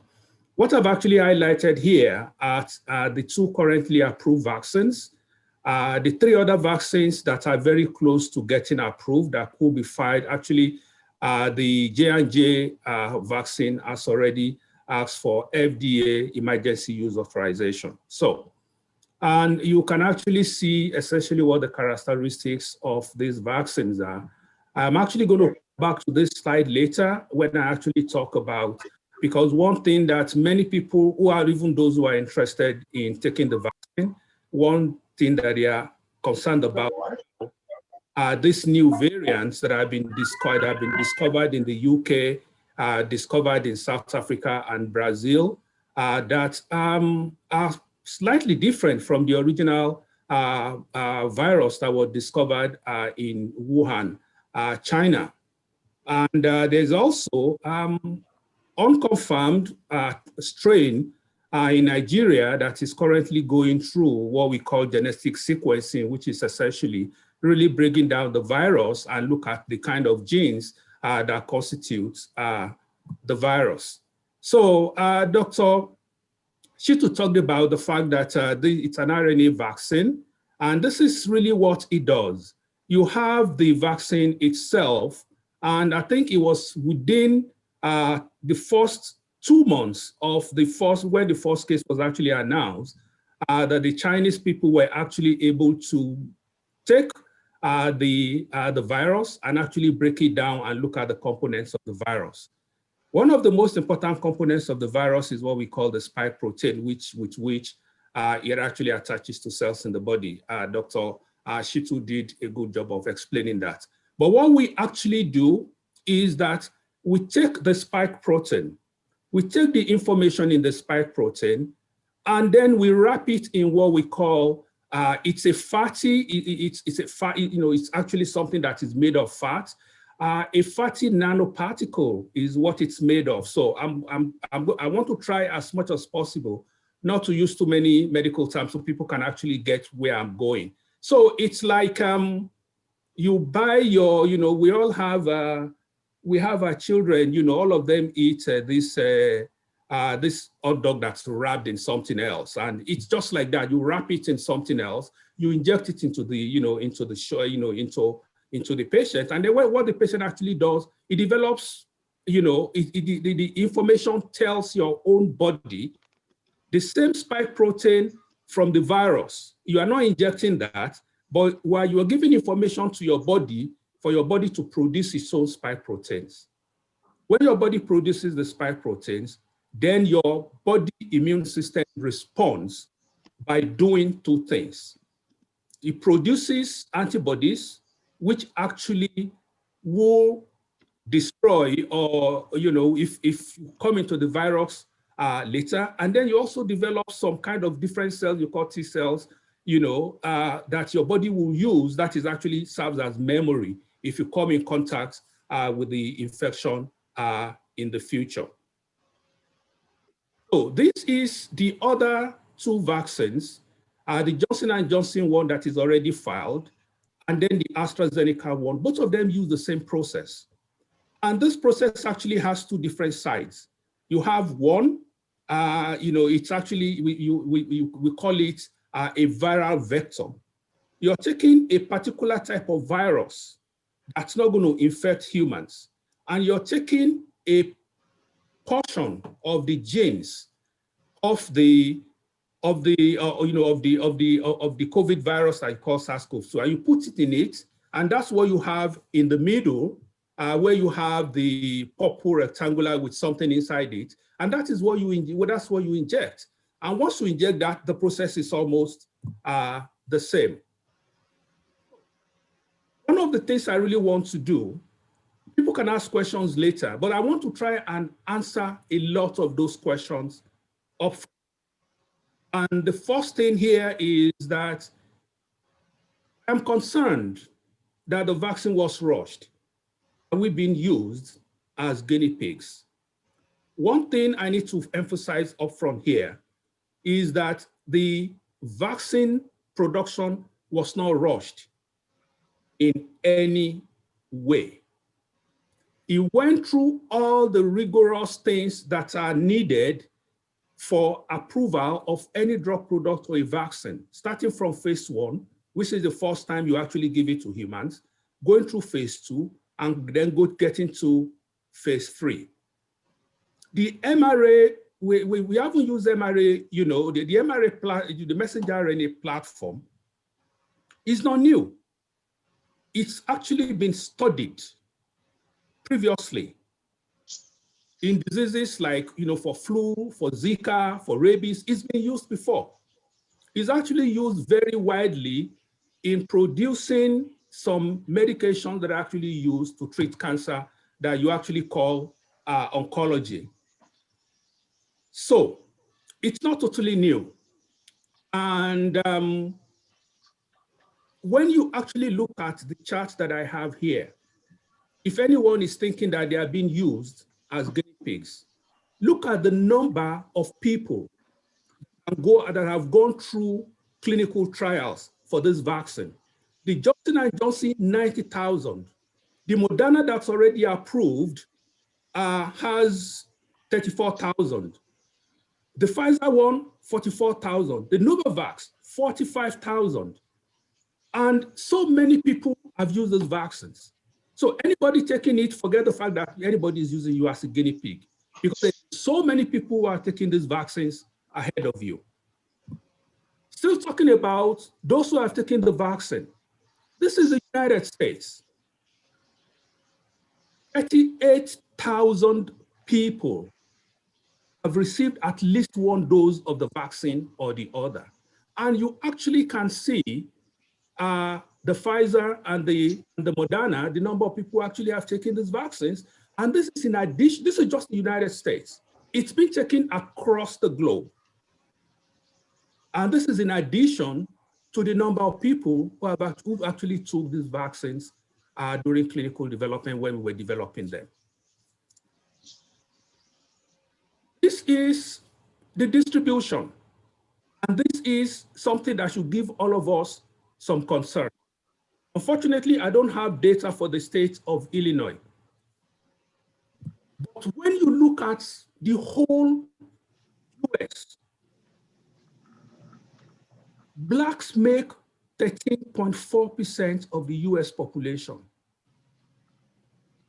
We make only 5.4% of those who have received the vaccine.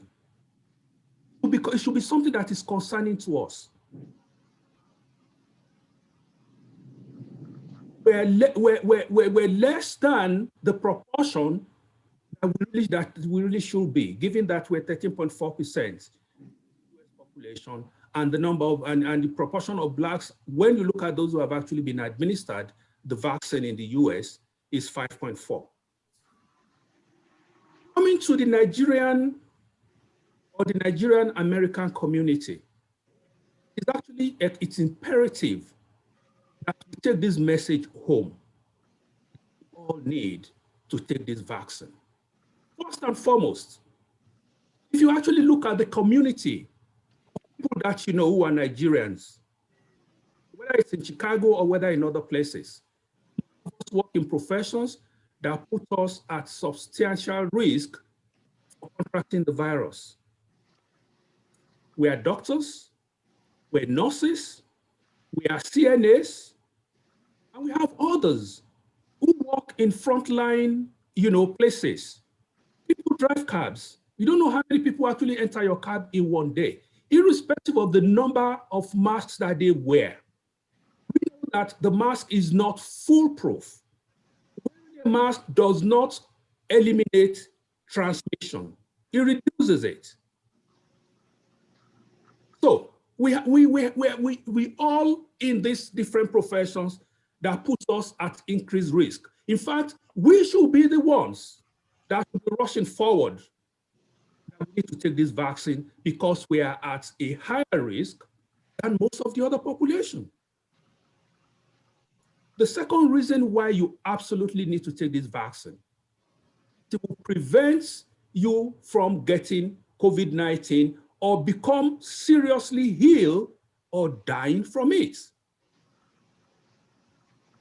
it prevents you from being able to spread the virus to others.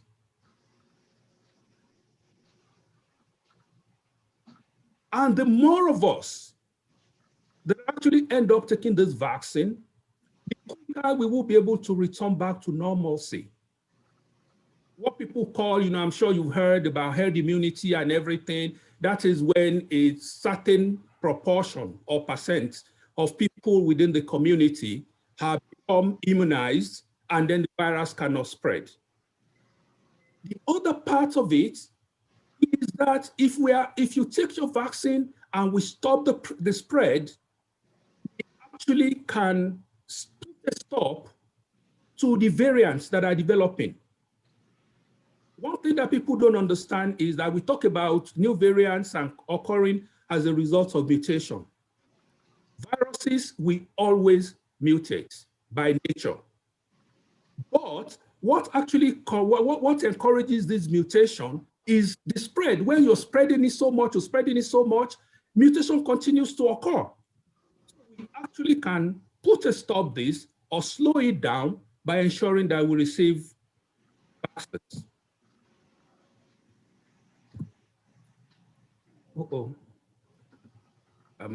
My screen. Okay. You're going to ask me questions. We have the Moderna vaccine. We have the Pfizer one. We have J&J coming. It's 1 dose. And you also have, the AstraZeneca. Which vaccine should I take? If you ask me, I will tell you the vaccines are, all relatively safe. They are all also relatively efficacious. You should take the one that is available for you to take. Because if you look at the flu vaccine, for example, the flu vaccine is only for the last flu season that we went through, the flu vaccine is only 45% efficacious. And all of us take the flu vaccine. All the vaccines that have been produced and the ones that are actually very close to approval, all of them have at least 60, 67% efficacy, better than the flu vaccine that we take. The other aspect of it is the main trust. The biggest concern that we have is people developing severe disease, people going to end up in hospital, or people dying. So, and when you actually look at that, in terms of prevention of severe disease and prevention of death, the Moderna vaccine is 100% efficacious. The Pfizer one is 100% efficacious.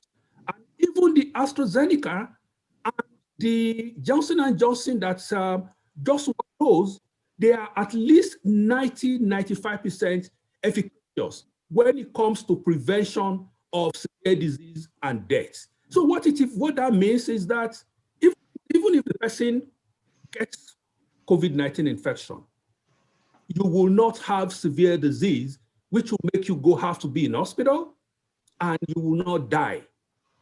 And that is important. That's that's extremely important. And then the next question is, can I get the COVID vaccine at the same time with another vaccine? Don't do it. There was a reason why we started campaigning very well at the beginning of the flu season for people to be able to take their flu vaccines. So if you take any vaccine, the advice is that you wait 14 days before you get the COVID vaccine. And if you take the COVID vaccine, you wait for 14 days before you take any other vaccine because of possible interaction and possible suppression of the efficacy of whichever of the vaccines. And then people talk about, you know what? I have an underlying condition. Should I take the vaccine? In fact, it is more important for people with underlying conditions to take the vaccine than those who don't have any underlying conditions. Because by virtue of having an underlying condition, you are actually at increased risk of developing severe infection and dying from the infection than those who don't have underlying conditions. It is very well noted that it is very much possible that the way you will respond, which is your body responds by producing antibodies, might be lower to the vaccine because of the fact that you already have an underlying condition. But what you actually produce is still at the level that is protective, that you will not have severe disease and you will not die from the infection. I'm not going to waste time on this. Dr. Ashitu covered this very well in terms of the possible that you can have. They are usually transient and mild and tends to disappear within 24 hours. So now to the issue of the variants.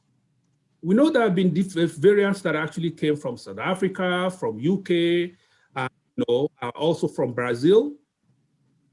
The question is, are the variants more transmissible? Right now, the information with the evidence that we have is yes, that's true. They are probably about 50% or more transmissible. That spread much, much faster. Do they cause more severe disease? If they spread faster and more people get it, possibly. More studies are still needed to be able to, finally confirm this. The current vaccines, the approved ones, and the ones that are close to approval, would they still protect against these new variants that are coming out? The answer is, most likely yes, because with the UK variants,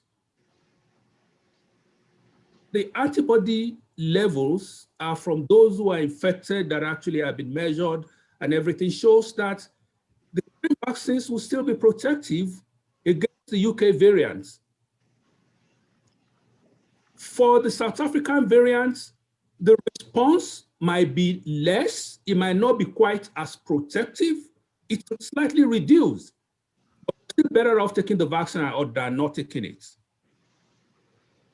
Okay? And the antibodies, even though I did mention that they might not be quite as effective, but the antibodies are still at a level that is expected protective. Pregnant women, breastfeeding women receive the vaccine? The answer is yes. If otherwise you fall in the group of individuals who are considered quote unquote high risk, you should still take the vaccine. One thing I will say is that usually in development, when you are actually developing drugs in clinical trials, you don't include women who are pregnant, you don't include women who are breastfeeding, and you don't include children. And for obvious reasons, you want to make sure that you actually have confirmation of both safety and efficacy in the normal population before you go into children and pregnant women and also breastfeeding women. And by the way, there are already studies that are going on right now in these populations. Then there are people who have recovered from COVID-19. They've been infected, and they say, oh yes, I've been infected, I've developed immunity, should I still take the vaccine? The bottom line is that what we call natural immunity, which is immunity you develop by being infected, we don't know how long it lasts. It might last a day, it might last 2 days, it might last 3 months, it might last forever. But right now we don't know. So the advice is that you still get vaccinated. If during your treatments you received any of the monoclonal antibodies, it is advised that you wait at least 90 days. after which you then can get vaccinated. Now, it is actually very much possible, and we have seen this documented in South Africa, that people who were infected once have now been reinfected by the variants, because the immunity they developed, which is natural immunity from the infection, might not be quite as effective against some of the variants that are developing now. So that is why it is still advised that you still get vaccinated. The bottom line here, and this is my last slide. I have a bunch of backup slides which I use for you. Bottom line here is that the vaccines protect against severe disease. Many people have received the vaccine in clinical trials. Nobody who received the vaccine during any of the clinical trials was hospitalized for severe COVID. There have been a single death from the clinical trials for those who received the COVID vaccine. And we're now beginning to know and understand that the vaccine can actually reduce the risk of somebody who carries the virus, in their nose from being able to transmit it to other people. So that's where I am going to stop. I'm actually going to stop sharing, because what I really like to do is to be able to have a back and forth exchange, answer questions. And the answering of questions, I know I ran through this, speaking a whole bunch of different jargons and everything. When it comes to question time, I understand Yoruba, so please also feel free. If your question is in Yoruba, I will try my very possible best. Láti bá yín answer dada, so that a lè yé wa yékéyéké. Thank you. Thank you very much, Dr. Adefuye. We really appreciate your knowledge and what you presented. I know what you just presented to us in the last 15, 20 minutes will have been presented for a whole day. So I appreciate both of you. We are clapping. You just don't know that we are clapping. We are laughing, we are smiling, we are very grateful. We know that we have jewels in our community. We have you, we have Dr. Shade, and may Allah continue to bless both of you. May Allah continue to use you as the sources of our pride and as a way to bring trust to our community. Thank you very much. Let me go back to our Executive Vice Chairman, Mr. Ibrahim. Yeah, thank you so much. Mo follow directly be Prof. Shiso. We are so grateful. And tí èèyàn bá ń get information tó bá fẹ́, kò tiẹ̀ ní ráyè pàtẹ́wọ́ ńgbà yẹn. Tí ìran tó jojú lọ ni Yorùbá sọ pé ẹnu lèèyàn fi ń wòyàn kàn wá lanú lẹ̀ báyìí. So eléyìí náà. That is exactly how we are. And púpọ̀ nù nǹkan tí ó já àwọn ìbéèrè táwọn èèyàn ní has been answered lára àwọn nǹkan tí ẹ̀ ń sọ. But still, a ṣì ní àwọn kan bí. And at the same time, ó láwọn kan tó jẹ́ pé ẹ̀sọ̀ gan tí mo ti rí ní orí dashboard táwọn èèyàn tún ṣì wò pé kí làwọn speaker méjèèjì ń sọ yìí kẹ̀.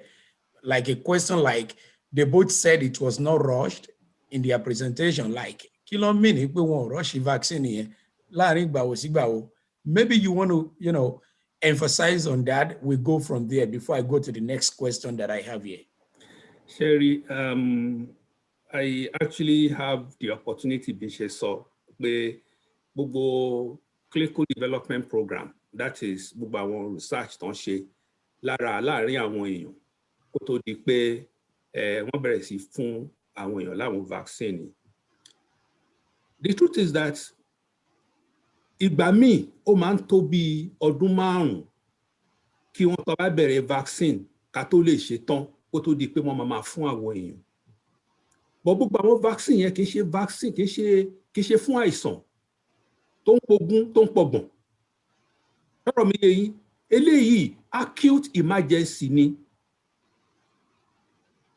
Most of the time, government kan ló máa ń fún àwọn pharmaceutical company ní owó pé ẹ sáré bá wa ṣe nǹkan báyìí. But in this case, àwọn ló fún wọn lówó pé à ń láti wá nǹkan ṣe sí ọ̀rọ̀ yìí.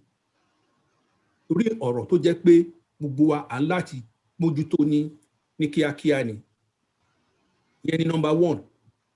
Èkejì, tá bá ń ṣe clinical trials, a máa ń bẹ̀rẹ̀ first time tá máa fún yàn wọ́n ní first in human lẹ́yìn tá bá ti ṣe gbogbo animal testing. First in human yẹn ó lè jẹ́ bí 30 people la máa ṣe. Tá bá máa dé phase 2 ó lè jẹ́ bí 300 people la máa ṣe. Phase 3 a lè ṣe bí 3,000. That is all that we do fún approval vaccine. Inú eléyìí tá ṣe yìí, between Moderna àti Pfizer, that essentially are the same vaccine, mRNA ní méjèèjì. Tó kàn yàtọ̀ ń bẹ ni pé envelope tó fi pò lára ó yàtọ̀ síra wọn. Nǹkan tí kan ṣe jẹ́ -70 degrees storage, tí kan jẹ́ -30 àbí pé kíní nìyẹn. They are essentially the same.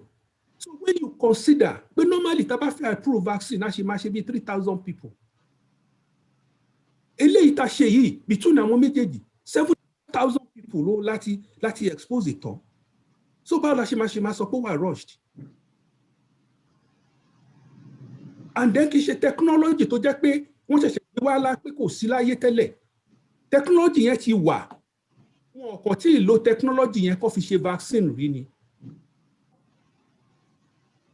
So, bóyá Dr. Shitu lè tún sọ sí, but lọ́dún tèmi kò sí pé wọ́n rush ẹ̀, kò dẹ̀ sí ọ̀rọ̀ pé anybody jẹ́ guinea pig nínú eléyìí. Yes, I know, and quite honestly, I have to appreciate everything you said, Dr. Adefuye, and in everybody's mind, this virus, cancer, was not available 2 years ago, and then 1 year after, we have a vaccine. So in everybody's mind, Momo, everybody has a concern. But like Dr. Adefuye said, this mRNA technology, they've known about it. It's been available for a long time. 2 months, by January 7th of 2019, they've been able to identify the spike protein, that protein that I was telling you about, and they've been able to clone it. They've been able to make an RNA. So actually, this vaccine could have been available to the masses by March of 2019, and all this death would have gone away. That's the honest truth, because they were able to clone it. The Chinese people want to already know spike here. Well, they were able to clone it and make a copy of it.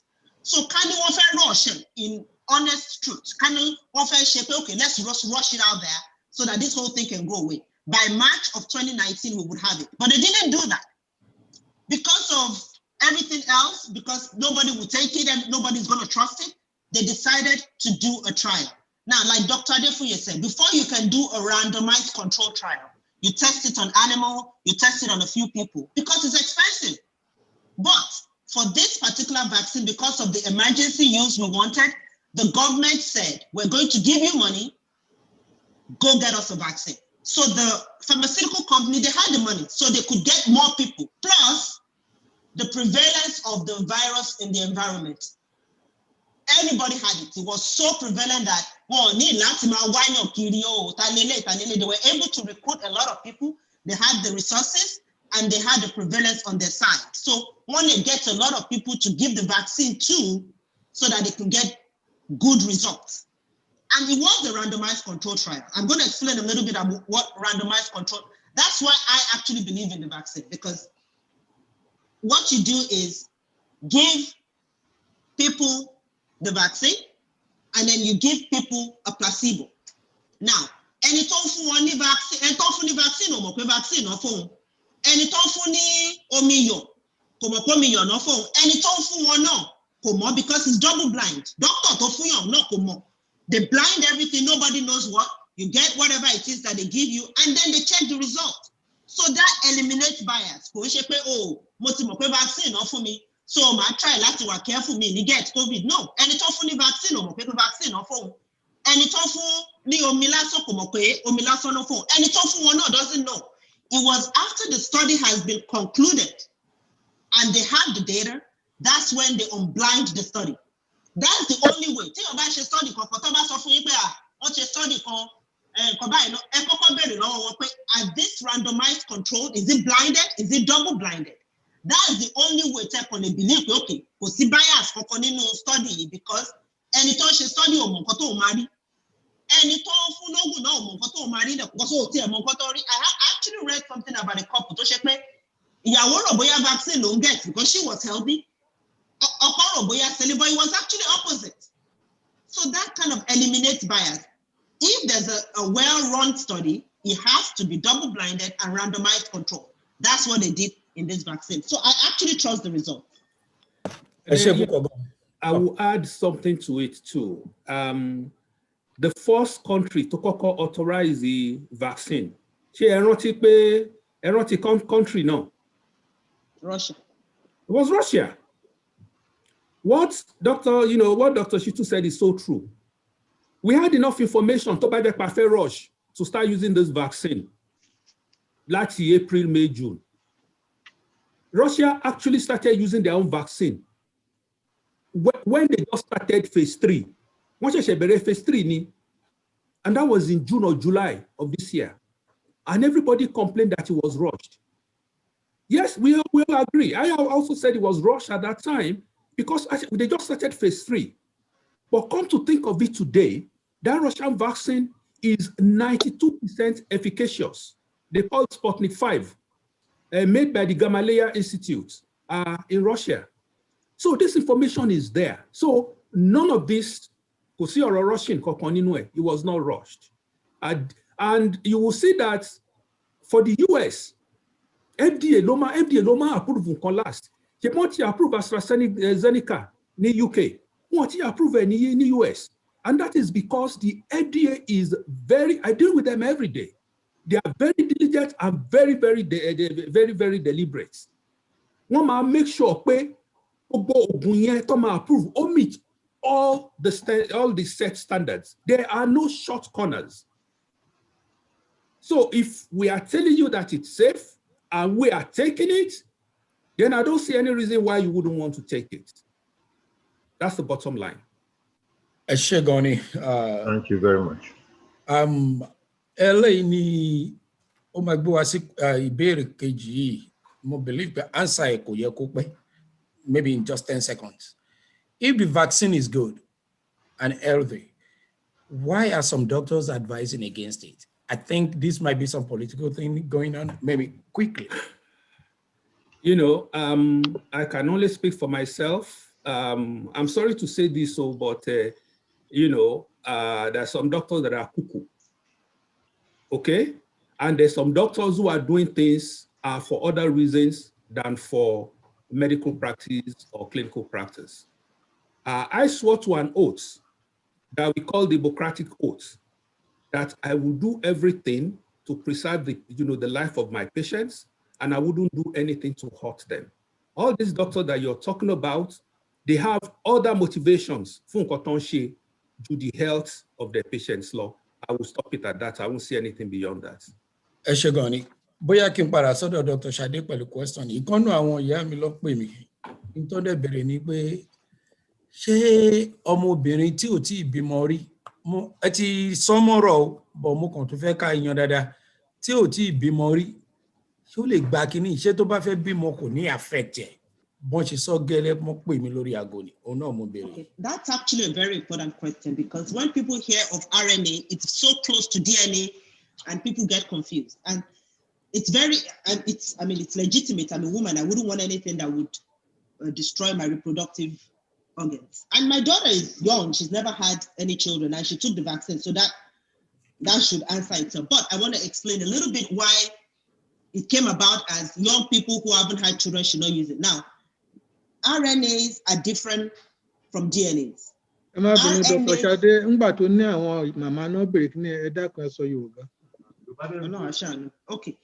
So, bí mo ṣe lè sọ RNA ní Yorùbá, but I will try. Now, DNA ní nǹkan tó wà nínú genes wa tó sọ fún wa pé báyìí ní kára ṣe ṣe.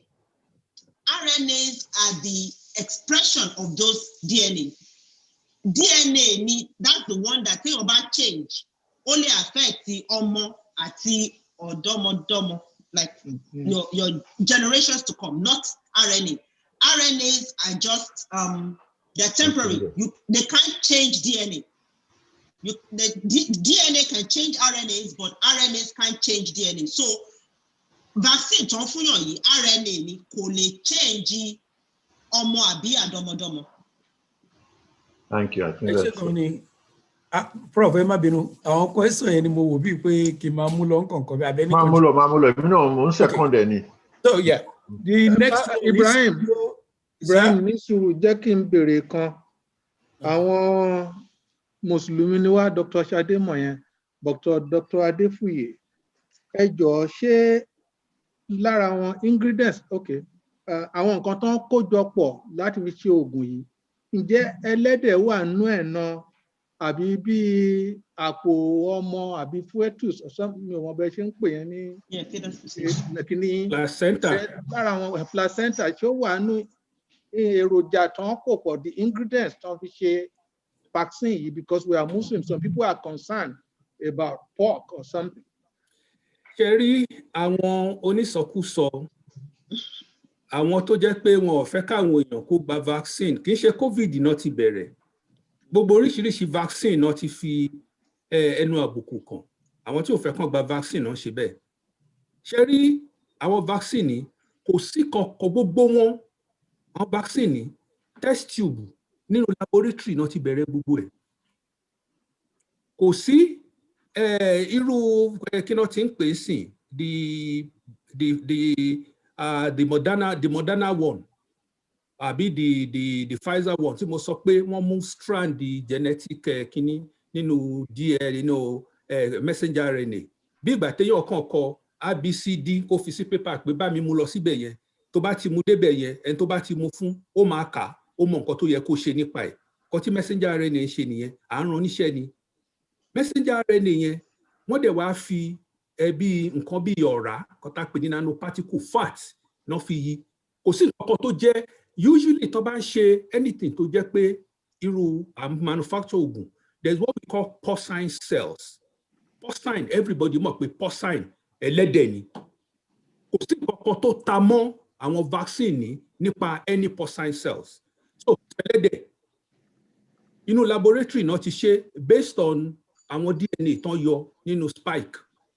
So kò sí ẹlẹ́dẹ̀ ń bẹ̀, kò sí bí ọmọ, kò sí any human cell. That's the most important. That's the most important thing. Kò sí any human cell. Kò sí cell kankan tó mú lára èèyàn tán fi ṣe. So gbogbo yẹn kò sí nǹkan kan nínú ẹ̀ rárá. So ẹni tí ò bá mọ̀ nǹkan tó ń sọ ló máa ń sọ irú nǹkan bẹ́ẹ̀ yẹn. Àní mo dẹ̀ fẹ́ sáré sọ kinní kan tí Dr. Shitu tó sọ tán sìn. Ṣé rí spike protein yẹn, maybe àwa fún ara wọn náà la dá wàhálà lẹ̀. A máa ń pè ní S protein. We call it S protein. A ti mọ̀ pé spike protein ni. But there is actually something that we call protein S. Because mo sì ṣe meeting pẹ̀lú àwọn doctor kan lánàá tó ń béèrè the same question lọ́wọ́ mi. Wọ́n confuse protein S that is actually needed for àwọn obìnrin to affect the reproductive system wọn pẹ̀lú S protein, which is the spike protein. They are not ṣe wọn kì í ṣe nǹkan kan náà, wọ́n yàtọ̀ síra wọn.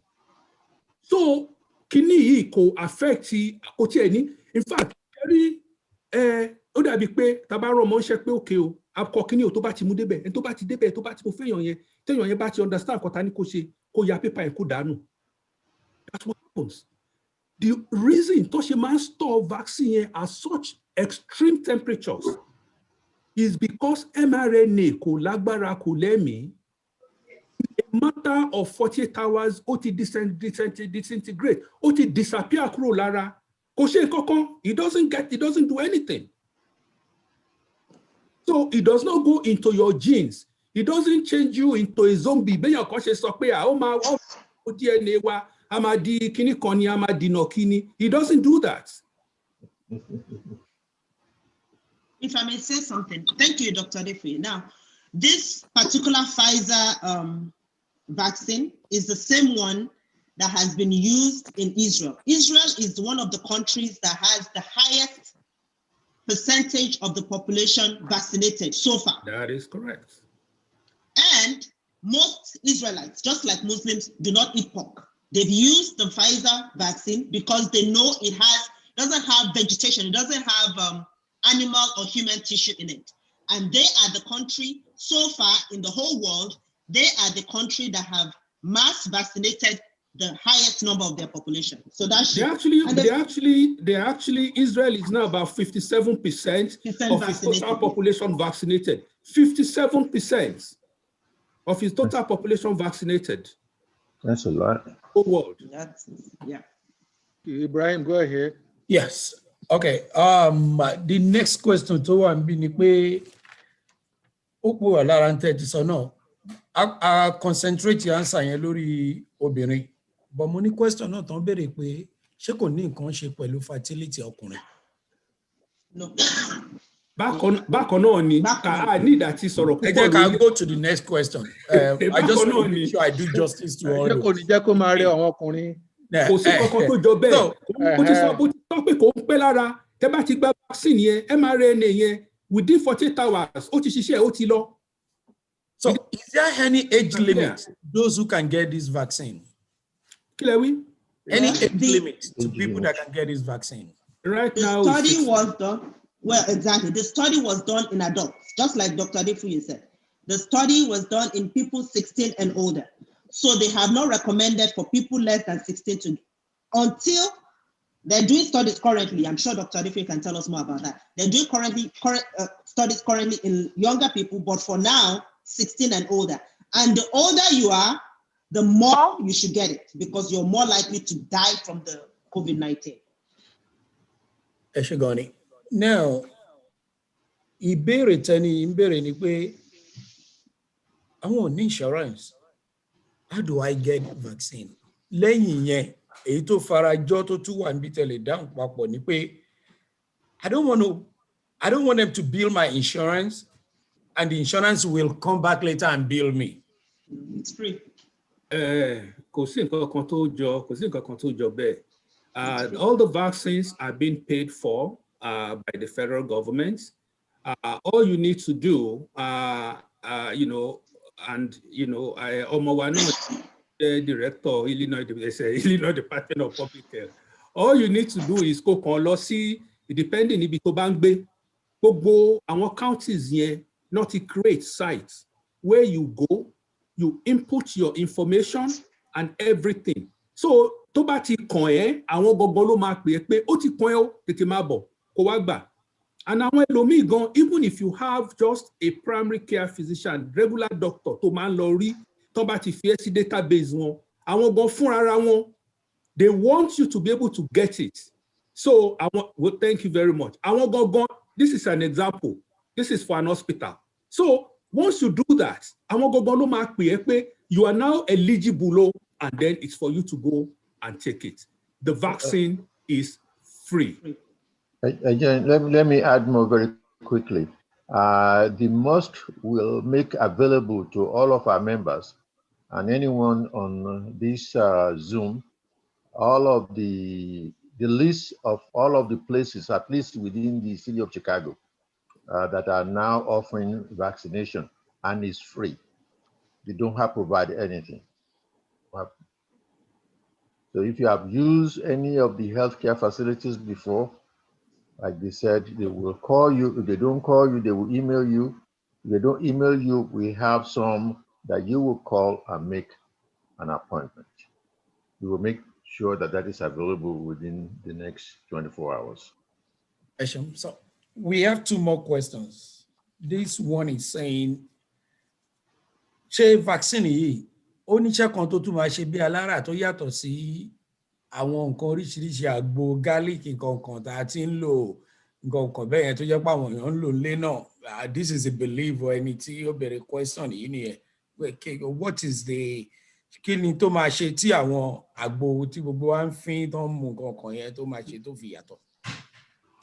Maybe let me add another one to that. Dr. Adefuye, somebody, since you say you do consultation for Nigerian government, somebody is asking about, I don't know if it's ivermectin. Ivermectin. Yeah, okay. Is that efficient in treating COVID? So somebody is asking that. Maybe you can combine the answer. Okay, I'll let Dr. Shitu take the first part, then I will take the second part. Okay. So with regards to Gbogbo Agbo and all the other things, I don't usually discourage people from using Agbo. I mean, if it works for you, go for it. America, Agbo táwọn mọ̀ ni pé wear your mask, socially distant, do the things that have been proven to prevent the transmission of the disease. Gbogbo èèyàn tó bá dẹ̀ ti gba vaccine, as of this moment in America, you're still supposed to do those things. You're still supposed to wear your mask. You're still supposed to socially distance, physically distance. So, àwọn èèyàn tó bá ti mú àgbo tẹ́lẹ̀, after you get the vaccine, continue to use your àgbo. There's no counter, you can still do both. But the most important thing is, this vaccine has been shown to eliminate mortality and hospitalization from COVID-19. Agbo can only do so much. Maybe, I don't know, to prevent illness, but I've seen people talking about Agbo to end up in hospital. It's all good. Continue to use the Agbo, but please get the vaccine so that if you do get sick, you will not die or become severely ill enough to be hospitalized. You know, I actually second that wholeheartedly. And beyond Agbo, the people also will ask questions. What about vitamin D? What about vitamin C?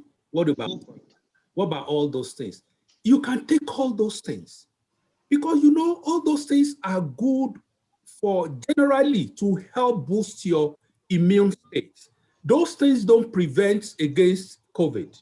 If you get COVID, those things don't prevent you from getting severe disease. And those things also do not prevent you from dying. So look, the most important thing is whether you're using those things or not or whatever, if a vaccine is available, use the vaccine.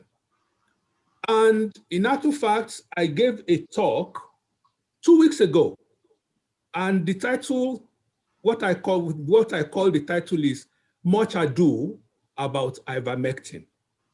And the reason Timoshe so much ado about ivermectin is because so many people were calling from not just Nigeria, from UK, where partial authorization is being given. They included it in the in the algorithm for treatment. But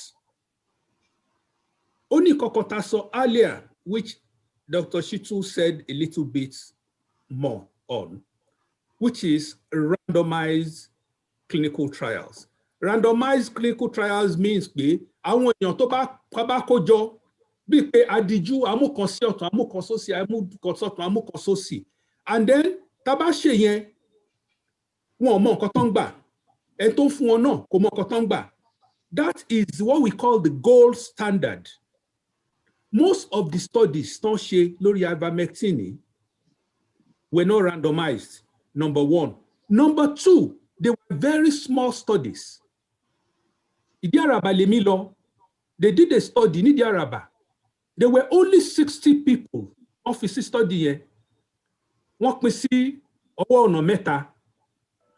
Àwọn kan lo low dose ivermectin, àwọn kan lo high dose ivermectin. Then àwọn 2020, then the remaining 20, àwọn yẹn náà fún ní placebo, which is like bí ìgbà tí omi lásán náà fún wọn. It was a very small study. And then there's so many other studies all around the world too. Studies, so because there's the people who are actually doing this analysis, actually works with one of my very close friends who is also an infectious disease physician that's based in Liverpool. àwọn ló ṣe analysis yìí. They did what we call a meta-analysis. Nǹkan tó ṣe ni pé gbogbo àwọn studies kéékèèké tó ṣe gbogbo yẹn, wọ́n wá mú gbogbo ẹ̀, wọ́n wá dà á pọ̀. Wọ́n dà irú àtògìrì papọ̀. Nǹkan tó ṣe nìyẹn. So, èèyàn ò lè fi ọkàn tán pátápátá pé information tó wà ń bẹ̀ àbí result ẹ̀ èèyàn lè gbọ́kànlé. And that is the reason tó jẹ́ pé even the NIH, one of my colleagues, Nigeria, tó tún jẹ́ Nigeria gangan, Professor Iho Opotokun, tó wà ní Emory, actually sits on the board pẹ̀lú NIH, where they are reviewing all these studies. We were still in a meeting together, lano, and he still says we don't have enough evidence to recommend ivermectin. But I will put a clause in it. Èèyàn kan béèrè lọ́wọ́ mi, ó ní okay, I'm in Nigeria. First of all, let me say gbogbo àwọn information tí ó wà lórí ivermectin, they are like anecdotal information. It is like, okay, mo rí nǹkan kékeré yìí, mi ò wà sí sure bóyá bó ṣe rí nìyẹn àbí kìí ṣe bó ṣe rí nìyẹn. Mo fẹ́ ṣe a little more kí n lè mọ̀ kí n lè really mọ̀ bóyá òótọ́ ni àbí kìí ṣe òótọ́. That's really anecdotal. And that is the reason tó ṣe jẹ́ pé the WHO and some agencies in the US wọ́n ṣe test lórí ivermectin. So èèyàn yẹn béèrè lọ́wọ́ mi Nàìjíríà, ó ní pé okay o, mo wà Nàìjíríà, kò sóògùn kankan, mi ò ní remdesivir, mi ò ní monoclonal antibody, mi ò ní kankan tí máa lò. But ivermectin wà, ṣé mo lè lò? Mo ní all well and good. Because based on anecdotal information, when you are in a situation in which kò sí any other thing tó wà available fún ẹ tó lè lò, you can use it. Maybe it work, maybe it doesn't work. But when you are in a place, be America, tó jẹ́ pé if you meet the criteria and you are infected, that tí ní severe disease, that we can give you monoclonal antibody. Kí ni mo fẹ́ lọ fi ivermectin ṣe? I will go and give you monoclonal antibody. The infusions are actually given in outpatient. Listen, you don't need to be in hospital to be able to get an infusion of monoclonal antibody. So that would be my answer to that question. Thank you, sir. Thank you very much. Ibrahim. Yes, and the last question we have on board here is No, I have more. You go ahead with you. okay, bí o ṣe ń lọ yìí nísìn, how often la máa need láti máa gba vaccine yìí? We don't know. Yeah. We don't There's know. no way to know yet. In fact, what they're saying now is, Shamope, there's all these variants that are coming out. And what Nkoton Rule is saying, even later this year, they might have to give a booster shot. They might have to change the RNA a little bit and give a booster shot for new variants that come out. But for now, nobody knows. Let me just say that for all the studies, we are following them up for 2 years. For the 2 years, starting following up here, I'm going to continue at my measure what we call the durability of the immunological response. So I'm going to measure antibody one at T cells one, dear. I'm going to wo bóyá ó dé level tó jẹ́ pé level of protection yẹn pé ó máa dúró síbẹ̀ kò ní wálẹ̀. So tó bá ti dé level tó bá ti bẹ̀rẹ̀ sí wálẹ̀, then ó mean pé èèyàn ò lè lò fún láíláí nìyẹn. Ó mean pé at some point, bóyá every year ni o, bóyá every 2 years ni o, bóyá every 3 years ni o, you need to get another one. And then the bottom line is what is even more important now is nǹkan tí Dr. Shitu sọ sí pé some of the companies right now, they are already thinking of bóyá wọ́n máa ṣe booster shot later in the year láti capture àwọn variants yẹn. And that's going to get us close to irú flu vaccine tá à ń lò. Flu vaccine tá à ń lò, ṣé mọ̀ pé kì í ṣe vaccine ni flu ẹyọ kan ni? Rẹpẹtẹ náà ń po gbogbo ẹ̀ pọ̀. Because of àwọn virus yẹn wọ́n máa mi. And we're already talking now of bivalent and trivalent COVID vaccine. What that mean? Bivalent tó mean pé vaccine tó máa cover 2 different types of COVID papọ̀. Trivalent means vaccine tó máa cover 3 different types. ó lè mú strain tàti mọ̀ tẹ́lẹ̀, kó mú UK strain, kó mú South African strain, kó ṣe vaccine méjì gbogbo ẹ̀, kó papọ̀ sójú kan. So all those things are currently ongoing. It is called a novel vaccine for a reason. We don't know enough about it. And one of my colleagues, it's very funny. Only we are building a plane. Only we are flying a plane as we are building it. Ó mean pé a ti gbé aeroplane yo, a ti bẹ̀rẹ̀ sí fly yo, but ṣe ń fly lọ, a ṣe ń tò papọ̀, and that is the truth. We are all learning as we go along because nobody at the present time has enough knowledge to be able to answer every single question related to COVID-19. Thank you, sir. Now, the next question is, are they going to give this vaccine to undocumented people in America? Are they eligible? That's one of the questions they have here. Yes, everybody is eligible. When you go to get the vaccine, they don't ask you your immigration status. Everybody, if you meet them, we're in 1A, 1B. If you meet those criteria, you will get the vaccine. Now, by next week, with the new administration, there will be much more vaccine available, and the 1A, 1B will move faster, and more people will be eligible. But it's definitely not based on your immigration status. Okay, Dr. Shade, before you go, and the conference online to ban high blood pressure. Vaccine? Yes, they should be the first in line, because any underlying medical condition, high blood pressure, diabetes, puts you COVID-19. Serious to any high blood pressure, diabetes. So I want you go no ye vaccine. Thank you. Ibrahim. Alhamdulillah Rabbil Alamin. Mo ní nǹkan lórí board bí ìta máa share quickly nígbà tá à ń sọ̀rọ̀, in addition to nǹkan tí Professor Amuwo sọ pé a máa provide àwọn èèyàn ní information ibi tán lè lọ. We have somebody contributing ní pé working wà ní àwọn Walmart kankan náà, just for our information. And with this, we have come to the end of this interactive session. And Alhamdulillah Rabbil Alamin. And my yield for chairman, kí wọ́n fún wa ní closing remark. And me ní gbẹnu yín sọ̀rọ̀, because it's like, I don't know, me ọba lè dọ̀bálẹ̀ lórí Zoom ni, bá dọ̀bálẹ̀ on behalf of NIA to you, our speakers. But chairman, to you, sir. Yeah, before you go to that, please excuse me. I am actually grateful. I do this for so many different people, and to be able to actually do it, within the Islamic community in Chicago actually gives me a lot of pleasure. And if at any time I am available to you as a resource, if you have any questions today, tomorrow, anytime, Dr. Amuwo knows.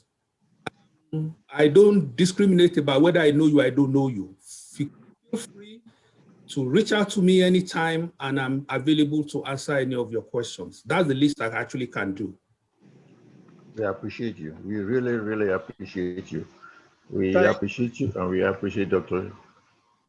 Shade, who's always ready to assist us in any way. Well, I think I'm going to come back to Professor Amuwo to do the closing thank you. But my name is Latif Shuemimo. I am the messenger-in-chief of the Nigerian Islamic Association. Some people like to call me chairman, but sincerely speaking, I'm the errand boy of Nigerian Islamic Association. But I think this is the best use of our time, especially people from NIA. Mi ò rò pé ààrẹ tó wá síbí báyìí lé ní ìsìn tó pàdánù àsìkò yìí. Ṣùgbọ́n ẹ wo àwọn méjèèjì tó bá wa sọ̀rọ̀ yìí, ẹ wo ìgbà tán ti ń sọ̀rọ̀. Tí èèyàn bá lọ rí dókítà ẹ̀ níbi tó ẹ ti lọ ń rí wọn, ẹ mọye tí ẹ máa san ní kóòpè tẹ́ ẹ bá tẹ̀ ní sanwó gbogbo kí ni ẹ mọye tí insurance yìí sọ. But ìgbà míì àwọn èèyàn kì í value nǹkan ọ̀fẹ́. Á jẹ́ pé a kàn fàsìkò àwọn pípù yìí ṣòfò tó wáyé pé lẹ́yìn ìgbà wọ́n ṣe bá wa sọ̀rọ̀ yìí sìn ká tún máa rí àwọn èèyàn kan tó sọ pé àwọn ò ní lọ gba vaccine yìí. Because èmi ò ráǹfààní gbogbo ìjókòó wa tí ò bá jẹ́ pé nítorí pé kí kálukú mọ̀ pé kíní yìí ó di dandan kan lọ gbà ni. Èmi ti gba tèmi. Tó ń lọ gbà kejì very soon. Mo ti sọ yẹn. Now we know what is going on. Gbogbo wa we love to come to the mosque, but we don't want to get people sick. Imam love people coming here, but at the same time, he doesn't want you all to get sick by coming here. Ọ̀rọ̀ mọ́ṣáláṣí àti COVID-19, wọ́n ní ọba rán ní iṣẹ́, odò ọba kún ni. Odò ọba ò ṣeé kó sí, iṣẹ́ ọba ò ṣeé kọ̀. Ẹ fẹ́ jọ́sìn fọ́lọ́run, àmọ́ a dẹ̀ fẹ́ kú. Ṣùgbọ́n nísìnyí, Kùránì kò bá àwọn ọ̀dẹ̀ sọ̀rọ̀ rárá. Torí ìgbà gbogbo ni Kùránì máa ń sọ pé àìní ulul albab, àwọn olọ̀rọ̀ yé ni Kùránì ń bá sọ̀rọ̀. Then again, a tún ní àpàlà takìlùn àwọn ọmọ gáréèjì Èkó náà ṣẹ̀ṣẹ̀ túmọ̀ èdè ẹ̀ kó lè yé èèyàn gbé sẹ́ǹsì ẹ̀. Ọ̀rọ̀ inú Kùránì ni àpàlà takìlùn gbé sẹ́ǹsì ẹ̀. Odò ọba kún sìn, òkè wọ́n dẹ̀ tí wàá rí afárá tẹ máa fi cross odò ọba láti lọ fi jíṣẹ́ ọba, ẹ̀yin dẹ̀ tún fàdí sẹ́yìn. Reason tó jẹ́ ká pèpè kínní, number one, let me thank the people that actually make this happen. Sumbo, Ewocho Adiat, àti Mariam ọmọ ẹ̀, and then Alaja, I just said. So Sumbo actually is the one that asked me about this. But fortunately, I have a gentleman here, is an elderly person. Then he sent one of these WhatsApp something to me. Tó jẹ́ pé wọ́n kọ́ bẹ̀ pé Obama ní wọn gbọ́dọ̀ gba vaccine. Ní Obama tójú gbogbo àgbà. Ìrọ́pọ̀. Ìyẹn wọn fẹ́ pè pé okay, you know what? À ń láti ṣe kínní. Mo ní Súnbọ̀ lọ pe Ṣadé fún mi. Ṣé ó lè ráyọ̀ wá bá mi ṣe kínní? Ó ní yes. Àbí yẹn dẹ̀ ti confirm. That's good. Ìyẹn ni mo fi pe Prof. But you know what? We got some issues here. And you know, Dr. Amuwo, when you have something that you think is very small, then he's going to help you to amplify it. Dr. Amuwo ló máa ń di big thing. So before you know, Alhamdulillah, it is what we have today. And I think we have all benefited from this. But it would be a waste of Imam's time, Dr. Shade's time, Dr. Adefuye's time, my time, and everybody's time if you refuse to go and take this thing based on what your social media doctor said to you. Because àti dàgbàjú pé social media ló máa kọ́ wa ní nǹkan tá a máa ṣe. Gbogbo nǹkan tó ń wà ńbẹ̀ yẹn irọ́ ló pọ̀ jù ńbẹ̀. So mo rọ̀ yín lórúkọ Ọlọ́run àtànábì Muhammad sallallahu alaihi wasallam. Dr. Amuwo wọ́n láwọn ti gbà. Dr. Adefuye wọ́n láwọn ti gbà. Dr. Shade wọ́n láwọn ti gbà. Àwọn ọkọ wọn gbà, ìyàwó wọn gbà. Ìyàwó tèmi náà ti gbà. Èmi náà ti gbà. Like Dr. Amuwo, èmi àti ìyàwó tèmi nìkan tí náà láti ṣe wà nílé sí. Gbogbo àwọn ọmọ ti lọ́n ti wọn. So sincerely speaking, this may be funny, but it's not. So I know some of my friends that we come here to the mosque together, we have been to, thanks to Shaki Ayanlaja, because she called me and said, Baba mi, Emabo, kini yẹn ti ready, are you sure? Feli, ya ba mi, yes, guess what? I'm here today. Kò sí nǹkan tó ṣe mí. So nǹkan kan ò ní ṣe anybody. Ẹ dákun, ẹ má waste gbogbo àsìkò tá a ṣe yìí sì kó tún jẹ́ pé now Ramadan is coming very soon. Last year we locked the masjid. People couldn't come in here. But now, maybe if we all take this vaccine, maybe that will let Imam consider maybe we should do Ramadan here. But he needs something to prove that we are not coming here to get sick. So, mo rọ̀ yín lórúkọ Ọlọ́run àtànábì, kò tún sí nǹkan tẹ́ fẹ́ mà mọ́. kò sí ẹlẹ́dẹ̀ nú ẹ̀ wọn ò dẹ̀ fi ẹran èèyàn ṣe òun ni wọ́n ti sọ yẹn wọ́n sọ léèbó ìyẹn lèmi ń sọ ní Yorùbá àtẹ́bàdẹ̀ tó fẹ́ kí n sọ ń jẹ̀búkẹ̀ kíní yìí ó wà òkè kí dédé ẹni ká lágbá kíní èkó ń bẹ kára wa lè yá. So Professor Amuwo, I'm going to yield back to you because you are the one that can thank these people very well. Wọ́n ní ẹni tó mojú kíní kan ló máa ń pabì níbì kan. So you know them better than I do. And I thank you all very much for coming. And Dr. Amuwo will help me thank you to the best of his ability. I cannot thank you enough. Well, very able chairman, we actually thank you. And we thank Alhaji Ibrahim as well as all those other people. Adiat, we thank you. Olórúkọ ìyá mi ni amọ̀pọ̀ máa ń ṣiṣẹ́ taratara ni. So we thank all of you who actually brought this up to me. Gẹ́gẹ́ bí chairman wa ṣe sọ, so àti wà ń bì, some of us tó like sports, a máa jókòó síwájú television láti lọ wo Super Bowl. Mọ̀ pé láìpẹ́ ẹ máa lọ wo Super Bowl. But ẹ wà ń bì láti mọ̀ gidigidi nípa vaccine yìí ni, nítorí àlàáfíà yín, àlàáfíà gbogbo wa, àlàáfíà àwọn ẹbí yín. A máa fún yín ní list of places tẹ́lẹ̀ pé tẹ́lẹ̀ lọ láti make sure wípé ẹ gba vaccine yẹn. So in closing, mo pè mí láti pe Imam láti fún wa ní closing prayer. But before we do that, I really want to thank Dr. Adefuye and Dr. Shitu. We know anytime I call both of you, even for personal issues, for other issues, you will always respond.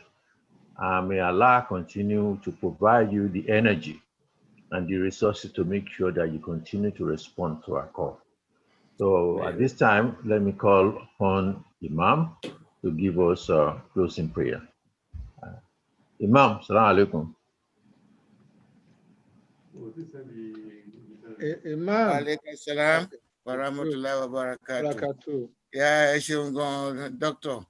Mo pé tẹ́ bá ti gba nǹkan ẹ máa make it ó work. Ìgbà tí Dr. Buwa wà ní ẹ̀mí I was looking at the screen, more than 40 people were watching, were listening to the lecture, and no single person moved out of it. Not a one person. It was already could tie anybody. If you go to the screen for 1 hour, that's strange, you know. So I appreciate it very much. I should call Dr. Deji. Okay, get on from Nigeria too, because we read a couple of you from Nigeria. And several on YouTube too. We're going low and big. What I'm to Modus me to our death, not to enjoy. You really tardy a colloquial to my receiver. As you're going to take your time that I tell you, friend, by along the lesson, so going lesson, which I go. I know by all I show you that. Allah bismillahirrahmanirrahim. Allahumma salli ala sayyidina Muhammad al-Fatih lima ughliqa wal khatim lima sabaq. Nasir al-haqqi bil haqqi wal hadi ila siratika al-mustaqim wa ala alihi haqqa qadrihi wa miqdarihi al-azim. Salatan tunajjina biha min jami'il ahwali wal afat wa taj'alna biha min jami'il hajat wa tutahhirna biha min jami'is sayyiat wa tarfa'una biha indaka ala darajat وتبلغنا بها كسال آيات من جامع الخيرات في الآيات وبعد الممات إنك على كل شيء قدير سبحان ربك رب العزة عما يصفون والسلام على المرسلين والحمد لله رب العالمين. Thank you very much. My salam. A lè tún wo wà lórí YouTube permanently, NIA YouTube. Tabara wọn tí wọn sí níbí náà. We can all be advocates of this. Can refer one, they can always. The package must so that I'll send one Moromo mi ní láti Nigeria. Níyì tó náà wà lórí line. Àwọn bí àwọn bí èèyàn bí mẹ́rin márùn. Dr. Amuwo, if there are people who actually understand the medical content or whatever. I try to make that slide deck as simple as possible. If the people want it's very clear. We really appreciate what you if did. anybody wants Yeah, it, I'm happy to share. I have several versions. I do proud along. So our package out